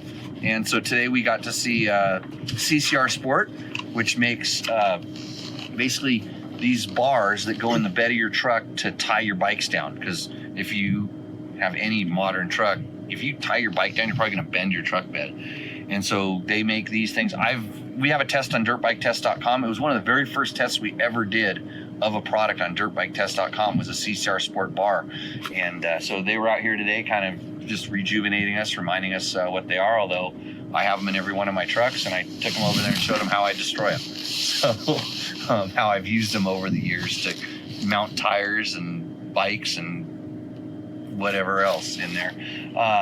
Super awesome things. The other company that we saw, so it was USWE, Usway.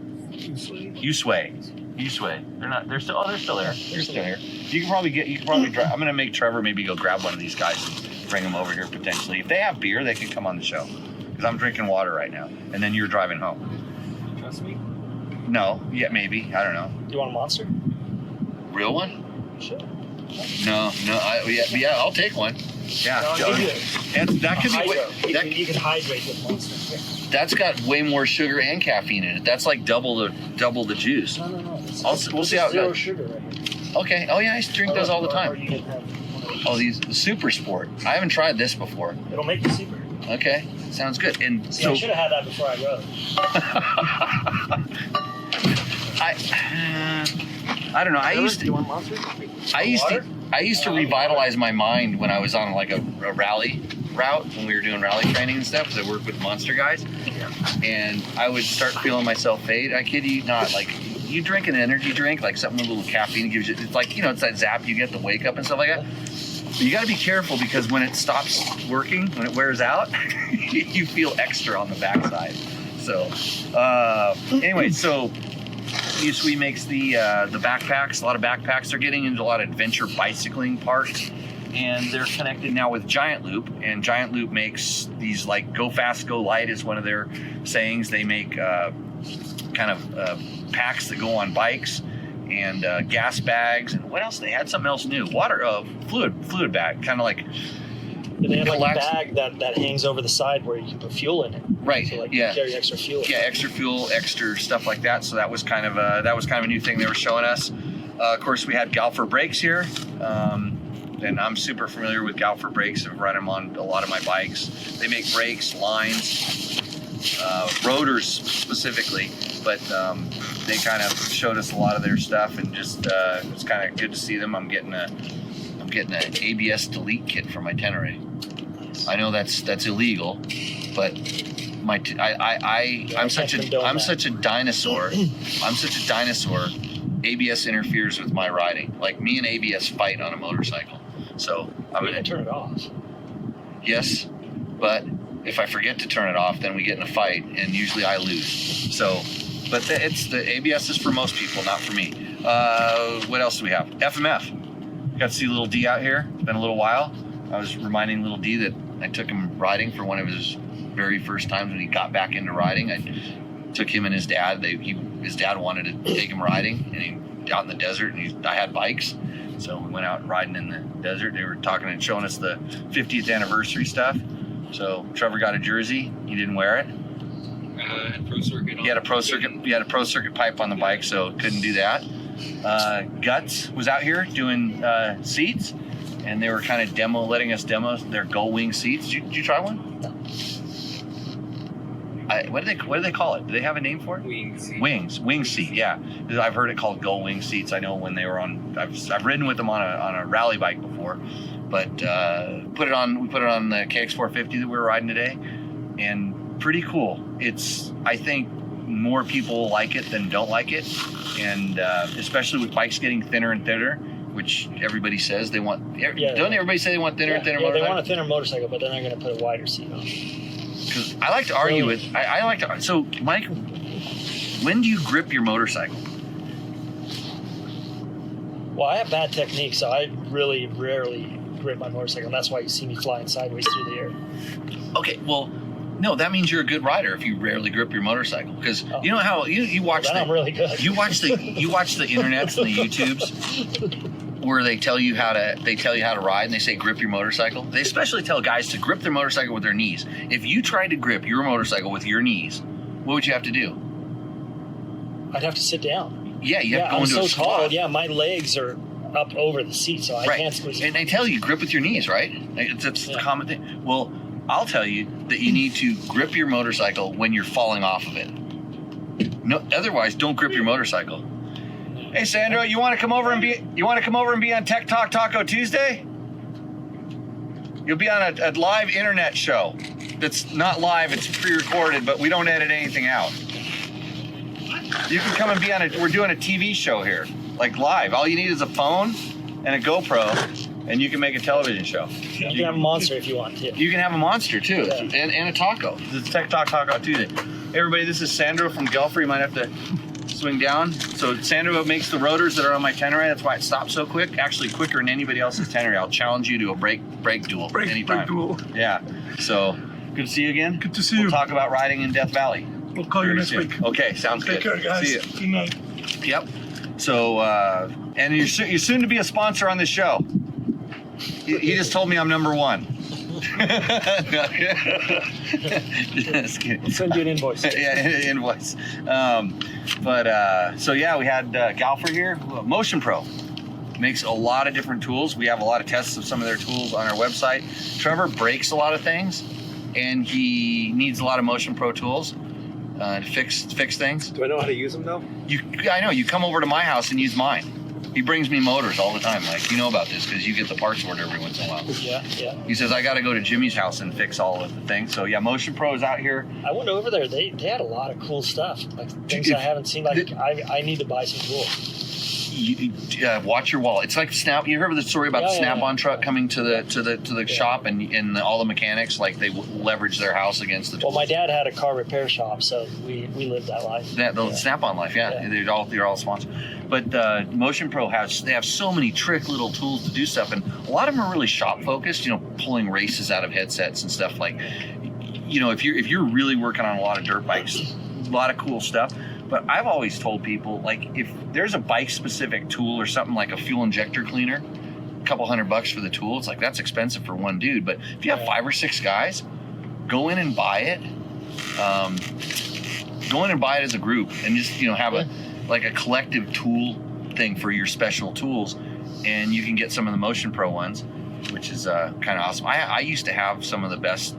I like the whole set, all the suspension tools and things, and they went away with Dirt Rider magazine. They were mine, by the way.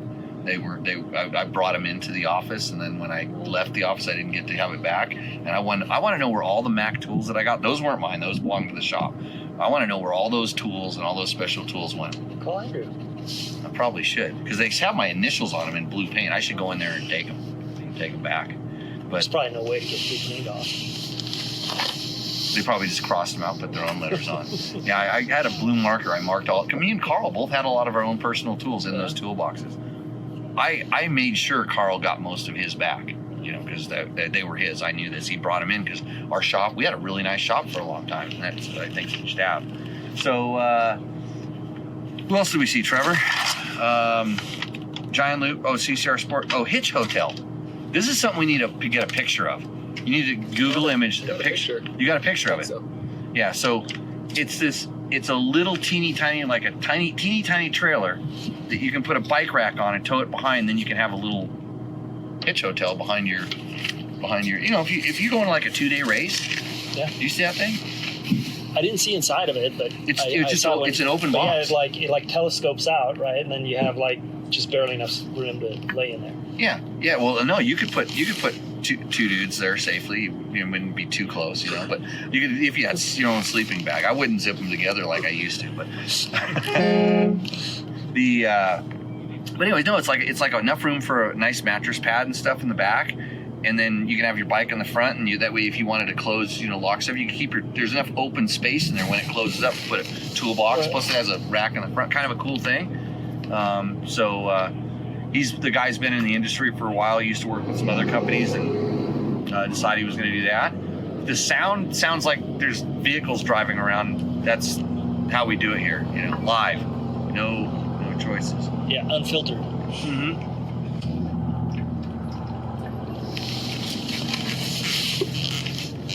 Yeah, obviously no not stops while we're taking a sip of water. Obviously not a big follower of Tech Talk, because the rule for my co-host is no. When I start drinking, you start talking. See, that went through my mind when I saw you guzzling. Yeah. Well, the reason I just started dropping that is because just the other day I went riding, and I came back and it was hot. We were doing dunes and stuff. And it was hot, and I felt good all day,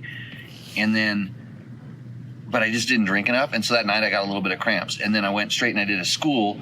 And every time I thought about drinking water, we were winding up doing another drill, and I just forgot to drink water. And then I got it again. And now I feel it. Right now I'm starting to feel like, oh, you didn't drink enough all day. And so stay hydrated, children, even when it's, God, what a bitchin' day weather-wise.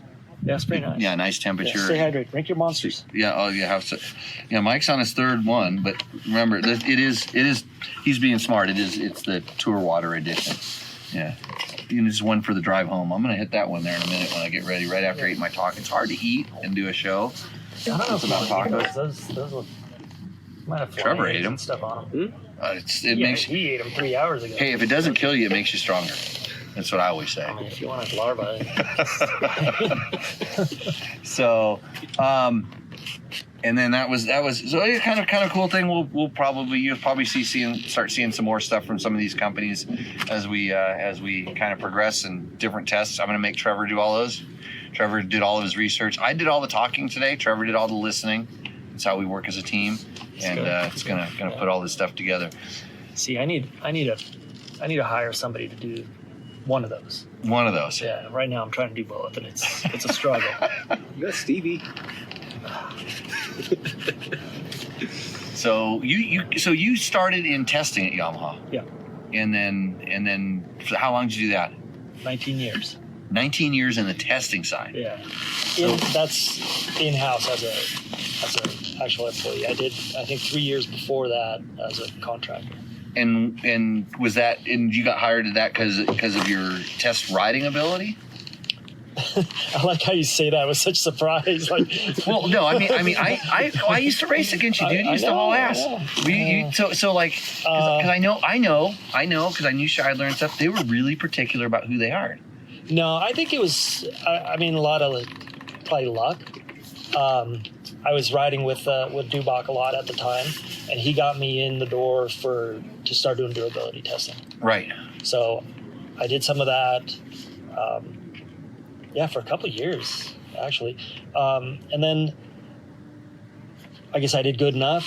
My boss also kind of recommended me to the service department to do some stuff on street bikes. Right. To ride long distances, and seemed like I did okay with that. And then I don't know if you remember Joel Albrecht. Yep. So he had the testing position, and then he left to go somewhere else. And so I was kind of at the right place at the right time.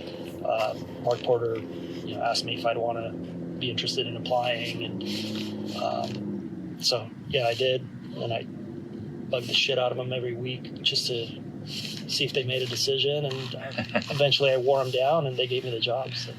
And so at that point, and like when you talk about doing durability and stuff, that's just a guy that gets on the bike and hammers out laps. Yeah.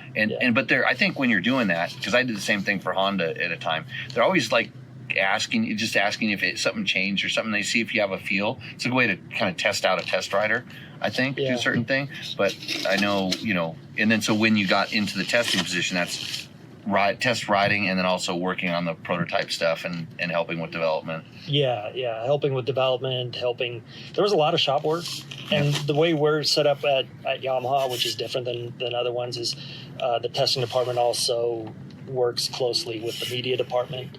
So they prep and break in the media bikes, right? Make sure everything's good. They're part of the press introductions because they develop the bikes. They know the most about it. So they're kind of the best ones to speak on it and all that. So that was kind of surprising because when I came in, I thought, oh yeah, I'm just going to ride YZs and that's going to be my only job. And then it's like, oh no, you got to work on all these bikes. Oh, and then you got to also test ATVs and street bikes and side-by-sides. Yeah, because you guys do it all, right? Yeah, not anymore. Now our ATV and side-by-side testing is done in Georgia. That's at our Georgia plant.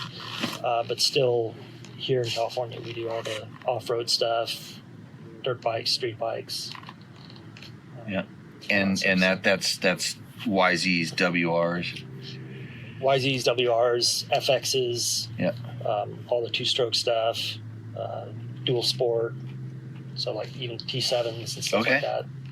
The XT250, right. a lot of testing going on that one. A lot of development. Trevor, has Trevor told you about his XT plans? He has. I keep feeding him really bad ideas. I mean, they're good ideas, but he comes up with them, and then I try to help him formulate. Because he's going to race it in the 24-hour next year.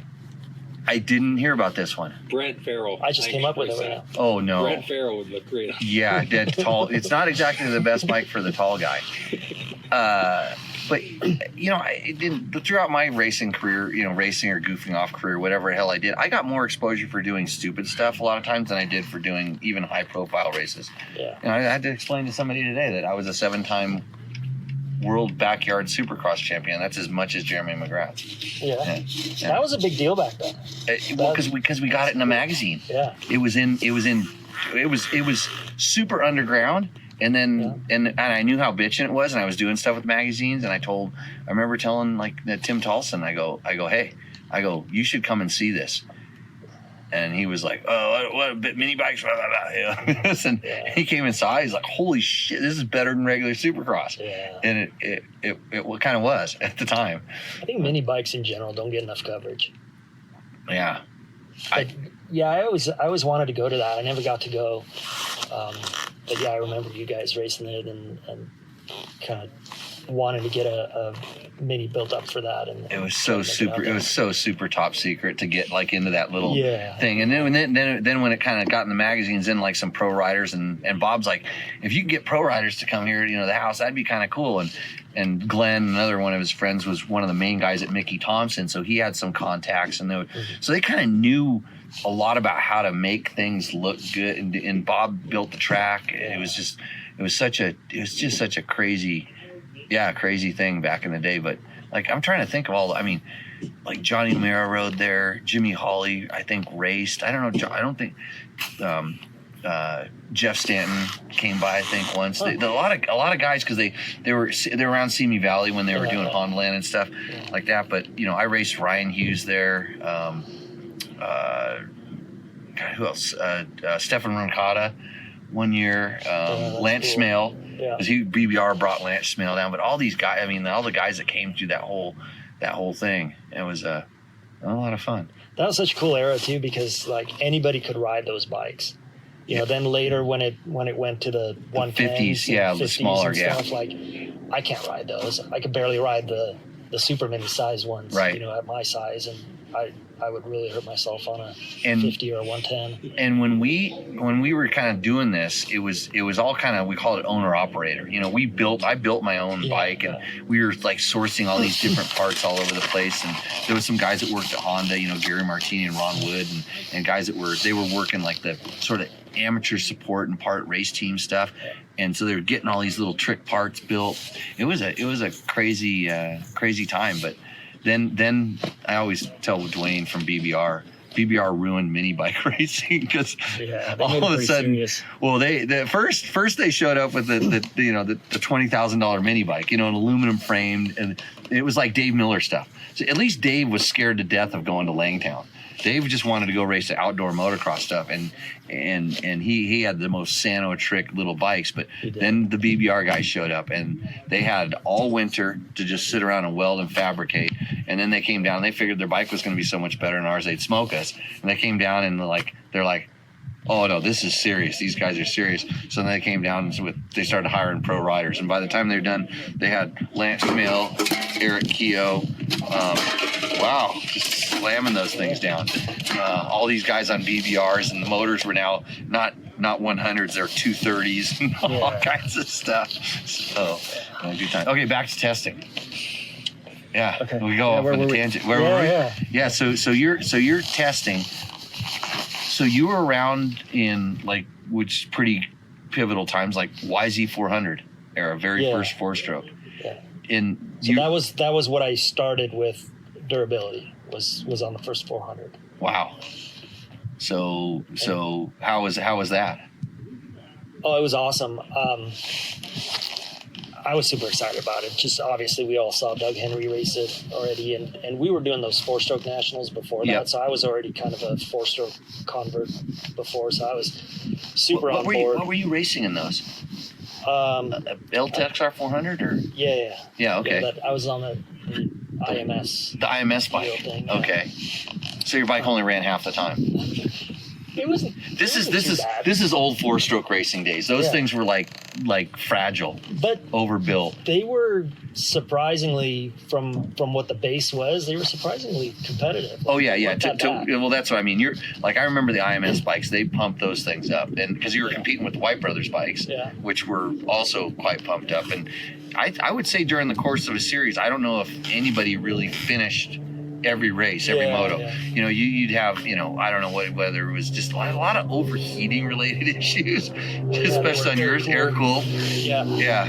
But like on regular weekends, we'd race them against regular 2-strokes and races. So they were good for what they were. I had a lot of fun on them.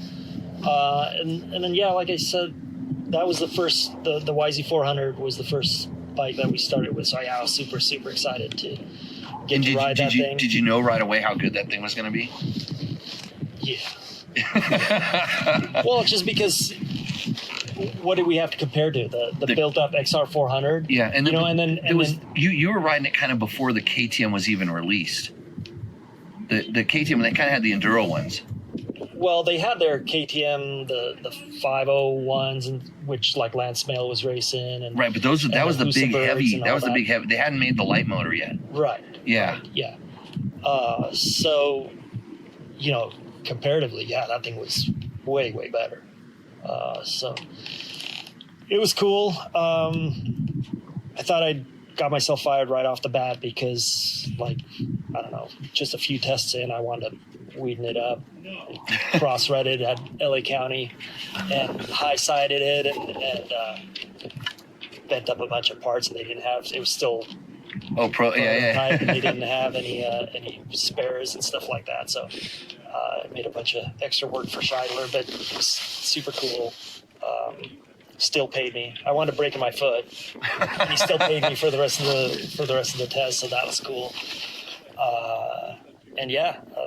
For some reason they called me back and did more. Yeah, awesome. But that was cool. After that, the YZ250F, that was pretty awesome. I was already in house for that one, for the development of that, and that was just really neat because nobody expected. I don't think anybody thought that a 250 4-stroke was a would be possibility, or even possible, So it looked just like the 400. So even if people saw it, they didn't know what it was. Like they just had no idea. So that I think I rolled up on you. Did you ever test that in public? Kind of like, did you ever go to a Glen Helen day? I think I wasn't there, but I think if I remember right, I think they did. There was a couple times when I was out, because I remember one time I rolled up on, and it was Butler, And it might have been it might just have been out at sunrise when they had the track rented kind of a thing, and we were coming out the next day or whatever, and it was like, like, you know, like, don't look, you know, it was, he knew, don't look too close, and I'm like, don't worry about it, you know, I've seen this stuff before, but it was that big of a deal, it was that super top secret that I kind of trying to remember how much people knew about that bike before it was released, like how much of a... Yeah, I don't think anybody really knew. Yeah, until they raced it in Japan, right? Is that where the first I think so, sighting was? Yeah, I think Fonseca or somebody went and raced it in Japan. Because I'm pretty sure I saw it. So I saw it before, and I said, "That's not a 400." Something was that's not exactly a 400. So. Well, yeah, it had a little bit of a different sound, but I think, you know, like, again, not knowing that was even a possibility, I think people wouldn't even think twice. If it just sounded a little bit different. Yep. If this sound starts getting crappy with the wind, I made the wind, so we'll do that.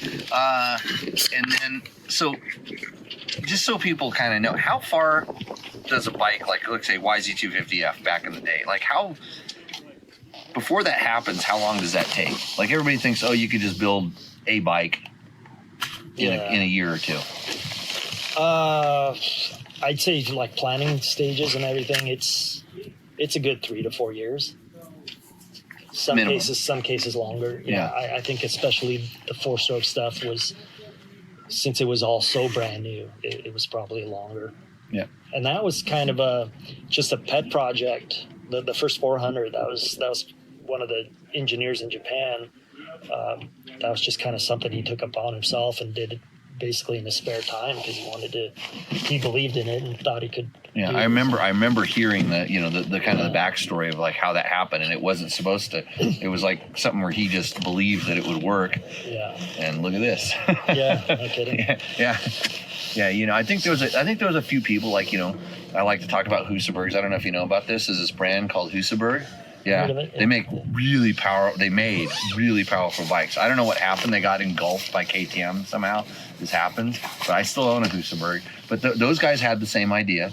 There was people at Husqvarna, even when Husqvarna moved around, that had the idea. Obviously, KTM had the idea. That's why they engulfed bought up some of these companies. So there was, I mean, I'm really wondering what's next. I'm kind of starting to see electric. You know, we're starting to see electric, and look at everybody that poo-pooed 4-strokes back when we were goofing around playing with them, and still to this day people are like, oh, 2-strokes can't be competitive and this and that and electric and whatever. And you know, I think it is hybrid. Yeah. Somehow they're gonna figure out, they're gonna combine a couple different things. It'll be hydrogen. Well, that's hard to get. I know a little bit about hydrogen. It's hard to make and very explosive. Yeah. Very explosive. Yeah. So they'll figure it out. Yeah. I mean, batteries are a little explosive. Yeah. Batteries too. Yeah. Well, so is a tank of gas if you do it right. Yeah. You know, these things aren't the safest things in the world. So we talk. So it takes a little while to develop, and we get this question all the time. And the YZ 350. Please. What about it? Yeah. Never heard of it. I know. Is that something people want? Yeah. I'm asking this because we get it all the time. So last week we showed a picture of the Fantic, Fantic 300 2-stroke.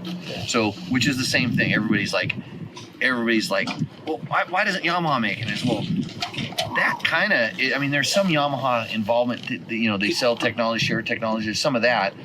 And we never see, that's the one brand we never see come over here. Right.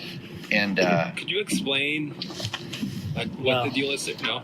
I don't really know the exact deal with Fantic. Like, I don't know the exact relationship there. All I know is we can't get them here.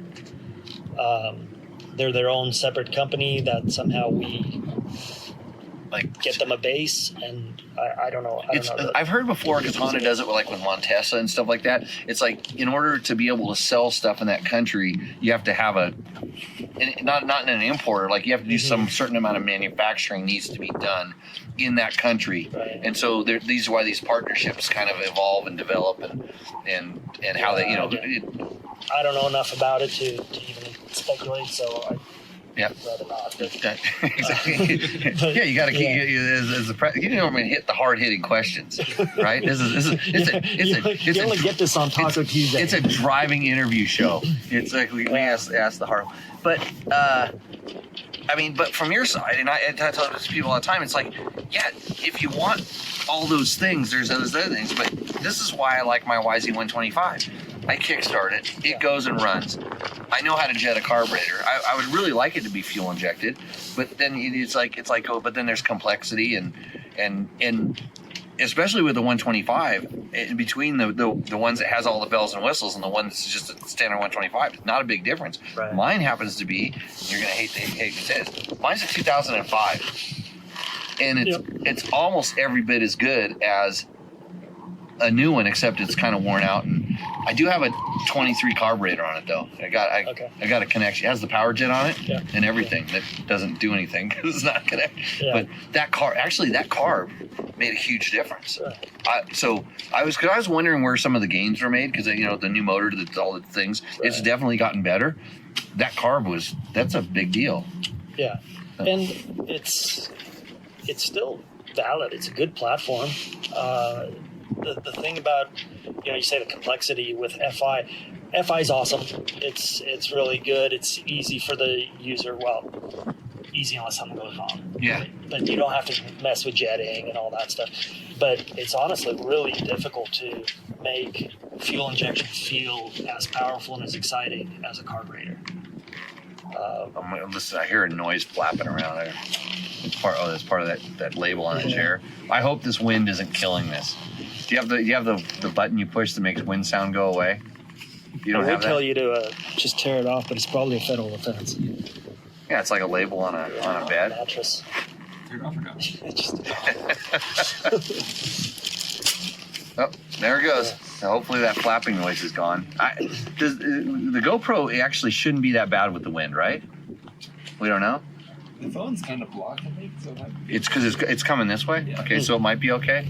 We could always pause it and check. No. That'll make it too. No, if it goes, hey, if this goes, then you have to come out and go riding in Pahrump, and we'll rehash all these subjects. Take me on another death march. Oh well, that was really bad. Like that day, so we did WR intro, and we got on we went up in the snow and got in the snow, and then we just rode a lot of rocky trails, and your hip was blown out. Yeah. And we rode more rocky trails. Then we did just stuck in a snowstorm. And then it snowed on us. And then to just top it off, we did an extra rocky trail just for fun. Stevie talked about this. He's still talking about this. It's not that bad. We got way better trails now. There's more. I've been living there a lot longer now, so there's better. Wait, you got more or you got better? Better. More better. Ask Trevor. We've got some awesome rides. I can't trust you're better because to you, that's fun. Going across 10 miles of boulders. That cross grain was not fun. It was just kind of I wanted to test the suspension. I wanted to get. Yeah, that's how sometimes you gotta suffer to be able to deliver the information. Plus, the bikes are brand new. That breaks it in pretty good. Am I not right? Yeah. Why not? You guys make sure the motors are broken in. I got to make sure the suspension's good. So, anyways, so bikes don't just grow on trees. They're not, and there's reasons like you guys sell plenty of YZs to make it like that's a good platform. That's why it stays kind of the same the way it is. Yeah. It's good. Yeah.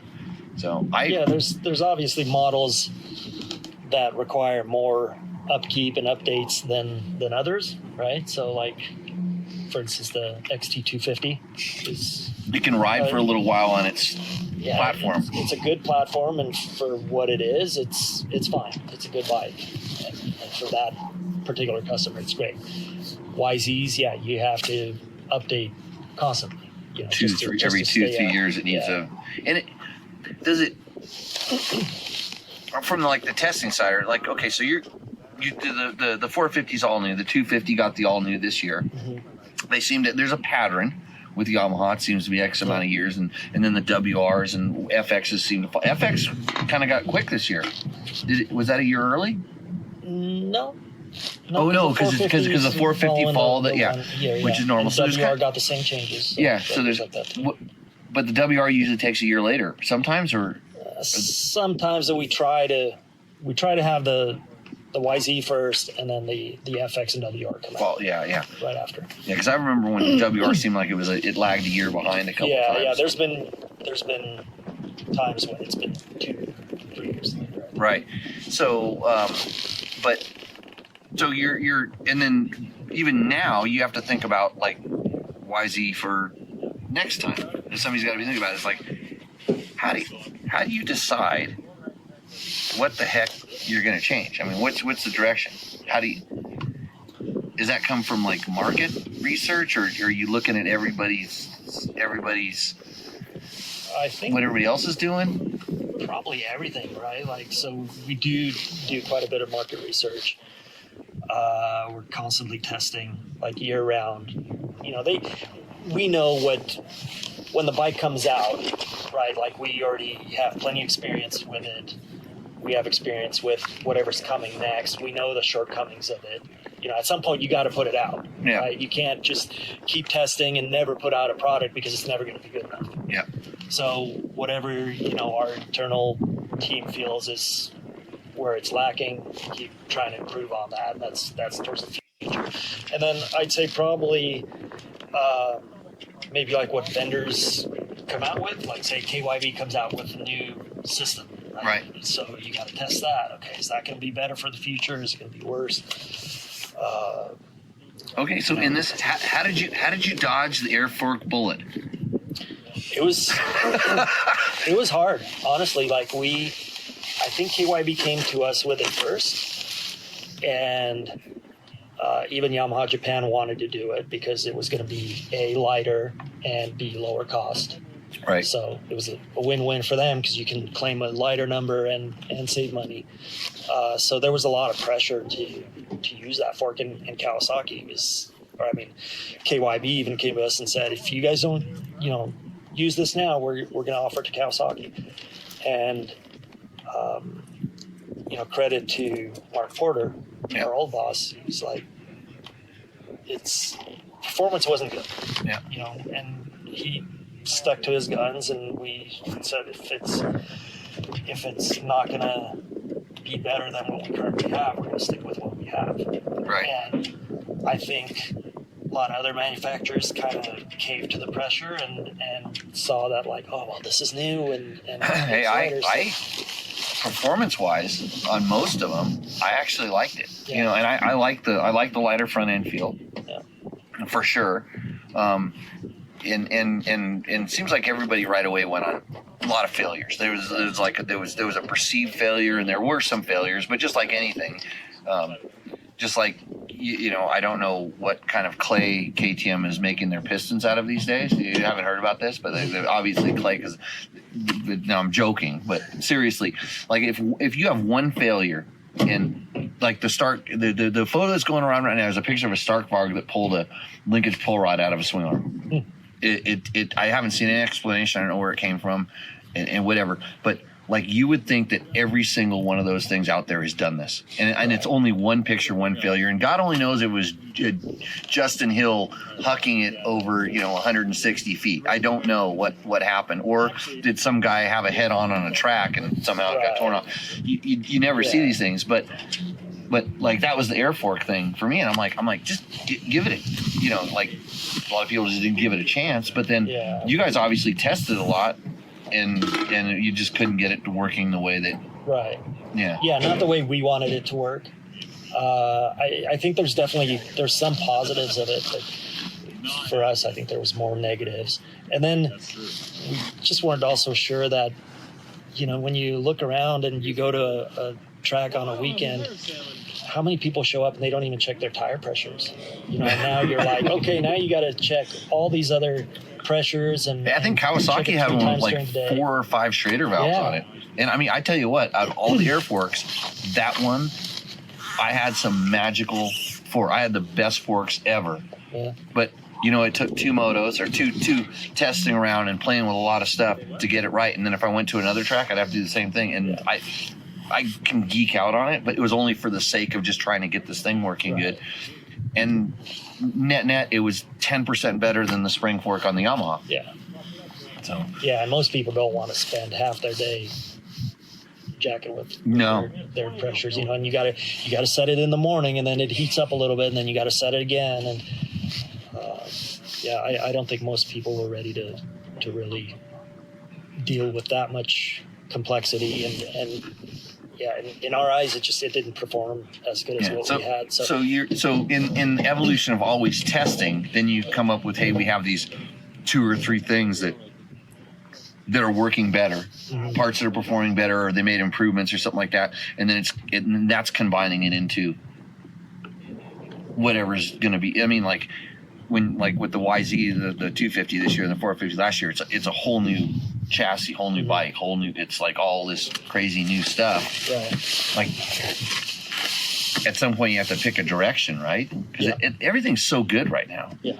Like you can hop on a 4 or 5 year old bike and they're still pretty damn good. It might be a little different flavor than today's bikes, but that's the thing that always interests me, is like when you're going to go to a wholesale change. I mean, when you say when you guys bring a bike and with Yamaha, with their R&D guys being involved with the magazine comparisons and stuff and the testing, the test riders, outside test riders coming in, are you ever surprised by what we say?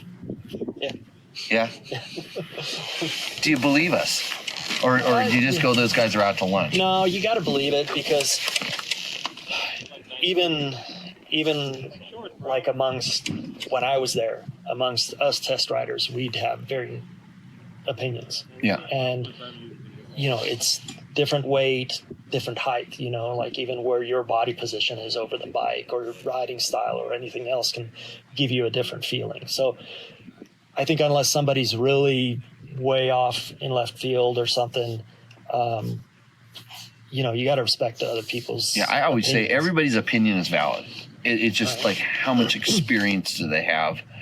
What are they comparing it to? What are they coming off of? How do they, what do they expect it to do? And it always pissed me off when, especially you'd see guys take motocross bikes and try to ride them off road, and then complain about them. Right. Trevor. No, I'm just kidding. I've converted Trevor to at least knowing what it is. And that's a cool thing. Since you've been around this whole FX category, this, whatever it is, this competition off-road bike, that's such a cool segment. And do you guys do more FXs than YZs yet? I don't know the exact numbers. Yeah. I don't think so. I don't think so. Yeah. And FX is probably the one that's a little bit, it's not as, because it's quite a bit changed from YZ. Mm-hmm. It is definitely a different platform, but but that, I always wondered, because when we come to do these comparisons and we do shootouts, a lot of times you just go straight to doing a shootout and stuff, and all the manufacturers, they're kind of just like, that usually that's when other companies, that's when you'd see their R&D guys show up, because they're there to kind of see what it's a good way of doing, some outside testing. But it's the shootouts they're difficult, because on one hand, it's really our only window into seeing what people aside from us think of the product. Like, okay, what do other guys think of how we did this, and what do they think of it compared to the other brand, which we test those as well, in our in-house stuff. So it's a good window that way, but on the other hand, it's like maybe sometimes we put more weight in it than we should, because it's like, what's the perfect way to do a shootout? I don't know if anybody knows, right? There's so many shootouts. I did it now at Dirt Rider. I'm pretty sure I invented the perfect shootout. I don't like to talk about myself or my great ideas that much, but no, I totally hated them. I absolutely hated shootouts, other than to ride the same bikes at the same day at the same track. We'll tell you which is the best bike for you at that track on that day. Right. And if it rained and it got ruddy, like if you ride a certain bike, in the morning when the track's fresh, and then the next bike, you ride the competition's bike at 3:00 in the afternoon at Glen Helen compared to first thing in the morning. It's going to obviously feel a lot different. In order to get like kind of some sort of consistency or results and stuff like that, the one thing that we were doing in the last few years I was doing shootouts is we'd get the bike to what we call a good base setting. So if you're stock, and a lot of times they were stock, but a lot of times we just find some things that help bikes for that track, and we kind of, okay, here's where the bikes are. We're not going to jack around with them. I had what I would call normal test riders. I didn't have guys that were way outside the weight range and stuff like that. And we try to have, if it was 5 bikes, we'd have 10 guys, and it was 5 slower guys and 5 faster guys. Yeah. And every bike was on the track at the exact same time. And then you'd get 5 guys to do 5 laps, and then switch, and the other 5 guys would hop on the bikes and do 5 laps. And we were always doing lap times. We kind of do those quick little motos and stuff, and just quick impressions. And we never told anybody what their lap times were. We had them tell us which one they were fastest on, felt fastest, which one, this is competition motocross bikes. And we started adapting the same kind of shootout when we were doing off-road bikes. We'd go up in the hills and set up a course, or, we'd have a loop at the 24-hour, we'd do loops. We do these different kind of things to try to, because that's the thing, is like everything's always changing. Road racing is kind of consistent, but you're testing motocross bikes, and then it's like, nobody knew which bike they were fastest on. They always guessed, and very rarely were they right. And then you average it up, and all the bikes are within like a half a second of each other, and you're just going, because every bike was on the track every time, and it's like, okay, I like the blue one. That's when it really kind of, you felt more comfortable on a certain bike, and there's all kinds of stuff like that. When you use certain magazines, they'll use Racer Kids, and then for a one-day shootout, of course they're going to feel the most comfortable on the bike that they normally race and they ride every single day, right? So it's I don't know what the answer is. I don't know that there is any perfect I was always wanting to, the one I wanted to do is I wanted to take the development riders from the manufacturers. I think I pitched this to you guys at one point. I wanted to get there. I wanted to get the test riders to come out and do sort of a shootout with all the manufacturers with their own test riders, and then they can't vote for their own bike. But then we could get some feedback, just some interesting feedback, and then that way you guys could have the next step on development. And then there was like, well, the questions like, well, what if so and so's bike's a cheater bike, or what if this or that? It was just such a funny thing, and it was like because I really wanted to learn more about just how to properly test bikes, different things, and I got to work with some really good people like Scheidler Ed Scheidler back in the day, and with the guys at Honda R&D, and just learning different ways they do, and I never shared what anybody else was doing, but just like seeing like Scheidler's form, how they like to describe how a bike does this or that, or different things that were important to different manufacturers. It was real interesting to get an insight into that, and I wish that people that evaluate this stuff, give opinions on it, had a little bit more background in that, as opposed to just like, okay, we're going to show up here and go do some laps, and it's like, somebody else is gonna feed me and pour gas on my bike, and I don't have to work on it, and we'll probably get new tires. So one of the things that's frustrating is like what I think any of the in-house manufacturers do is when they test, like no one's allowed to talk to each other. Yeah. Right. Like you've got your form, you ride, you fill out your form, and you shut up. You don't. Right, don't contaminate. Right, and that's then like I'll see that at shootouts. I'm like sitting there, and all the guys are talking. Did you feel that over there? And I feel like it's really doing this. It's really kicking over here. And you're like, okay, so you just totally screwed that other guy up. Right. Because now I used to limit that with my guys. I'm like, hey, don't. We'd sit down and have a little meeting. It's like, don't talk about the bike. Just whatever. Jason, come on over here. Be on Tech Talk Taco Tuesday. We would be live. Here, take my seat. Yeah. I'll sit up here. Yeah. Don't sit on my tacos. I'm gonna eat these eventually. Yeah, Mike. Those look like they've been sitting a while. They might have fly eggs according to Mike, but I'll eat them. I'm not afraid. You need a monster? No, I got So one waiting for me on the way home. Smile at the cameras here. Oh shit! You actually have cameras. Yeah, we're really recording this. are Hopefully going. the sound isn't crap because of the wind, but it works. So Yeah. introduce yourself, Jason. I'm Jason McCune with Inside Line Connect. I think we just finished a media day. I call it media camp out here. We call it a circus. Yeah, it's always a circus. Media carousel. Yeah. Yeah. But at least the weather was good.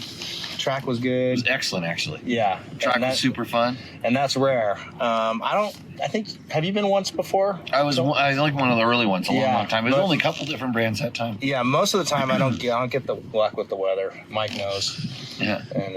And so today was just it was definitely a bonus. Well, thanks for having us out. I listed off everybody. I used the sheet of paper to list off everybody, and we're gonna try to.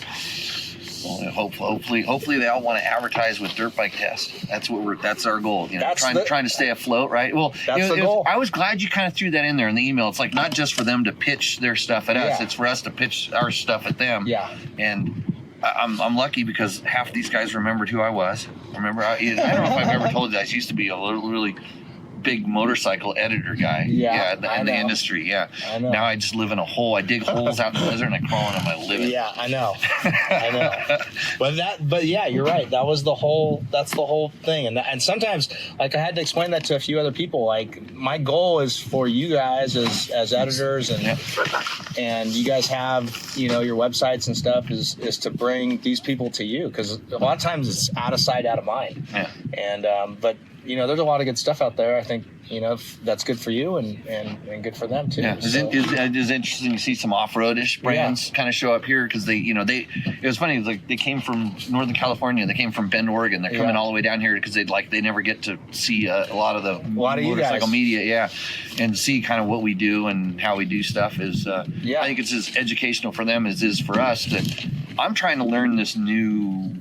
It's not every 10 years the landscape changes now. It's every year. Yeah. The landscape of how media works and how we can support ourselves and it changes and how these companies are struggling with like how do we talk to our customers. Yeah. And so this is where it's like, well, we can help you, I guess. And it's not that we're going to become like because we have to keep our credibility. Yep. That's the only thing I have at the end of the road. I can have all the flashy designs and websites and stuff if people can't trust you. But how do people, regular people that are out there? This is a question for you too, Mike. How does a regular person that's out there floating around watching this kind of stuff in his orbit? How do they know where the good content is coming, where the good opinions are coming from? Because I think about it when I want to learn like something in construction, right? I want to learn how to do tile or something like that. There's 800 videos of guys that tell you how to set tile. How do you pick the best ones? Because I think right now maybe Google and Facebook are kind of deciding which ones are the best. Yeah. But it's also like you just said, credibility. Everybody's going to talk to everybody else, and things like that. But with the companies that came down, like you said, from Bend and from all these other places, the point is that they don't get to see you or talk to you face to face ever, and they probably don't realize the opportunities that you could provide to them. Yeah. And vice versa. You don't get to talk to them either. So hopefully there's some business at the end of the tunnel for both sides. Yeah, I'm horrible at that. Talking to. The advertising talk. I used to just produce content, and we had an advertising department that would figure out how to get the money. All this stuff worked, and luckily, after a while, people would trust me, us. Our brand did our thing. So for sure, it's definitely getting harder for you guys because it seems like just our society in general nowadays doesn't trust media. Yeah, and then, like I said, thanks to Yamaha, they do support Dirt Bike Test and Tech Talk Taco Tuesday and all this stuff. And they don't care. You guys don't care what we do. I mean, don't tell us you need to do this thing. They gave us. I care. Actually, we picked a KTM as a bike of the year. You should fire us. but it's like somehow we have to stay afloat. We have to kind of keep. We have to keep kind of things rolling. So, yeah, it's a good for us. I appreciate it. Thanks for having us out today. And with that, I think the wind's gonna wreck our sound. We're gonna have to redo everything, or I'm gonna just have to do sign language for the whole thing. Yeah, this is the most fun we had all Trevor, day. do you know what you're gonna do, Trevor? That's your job tonight. You're gonna do the what do they call it when they Transcribe. transcribe it and Mojave Bob. the title's going across? Yeah. So I'll do that. anyway, Jason, thanks for having us out. Mike, thanks for Thank you. sitting telling us some cool stories. Yeah. And with that, everybody, we'll see you out in the trail. Trevor should have this edited up tonight. If not, you have to wait till next week. See you. Cheers.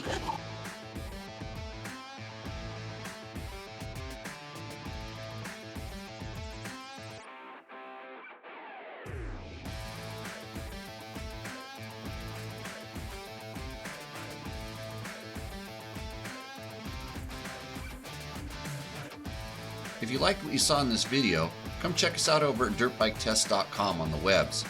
We have bike tests, product tests, a lot of fresh dirt, and you can even support us by clicking through our links. Hopefully we'll see you out in the trail.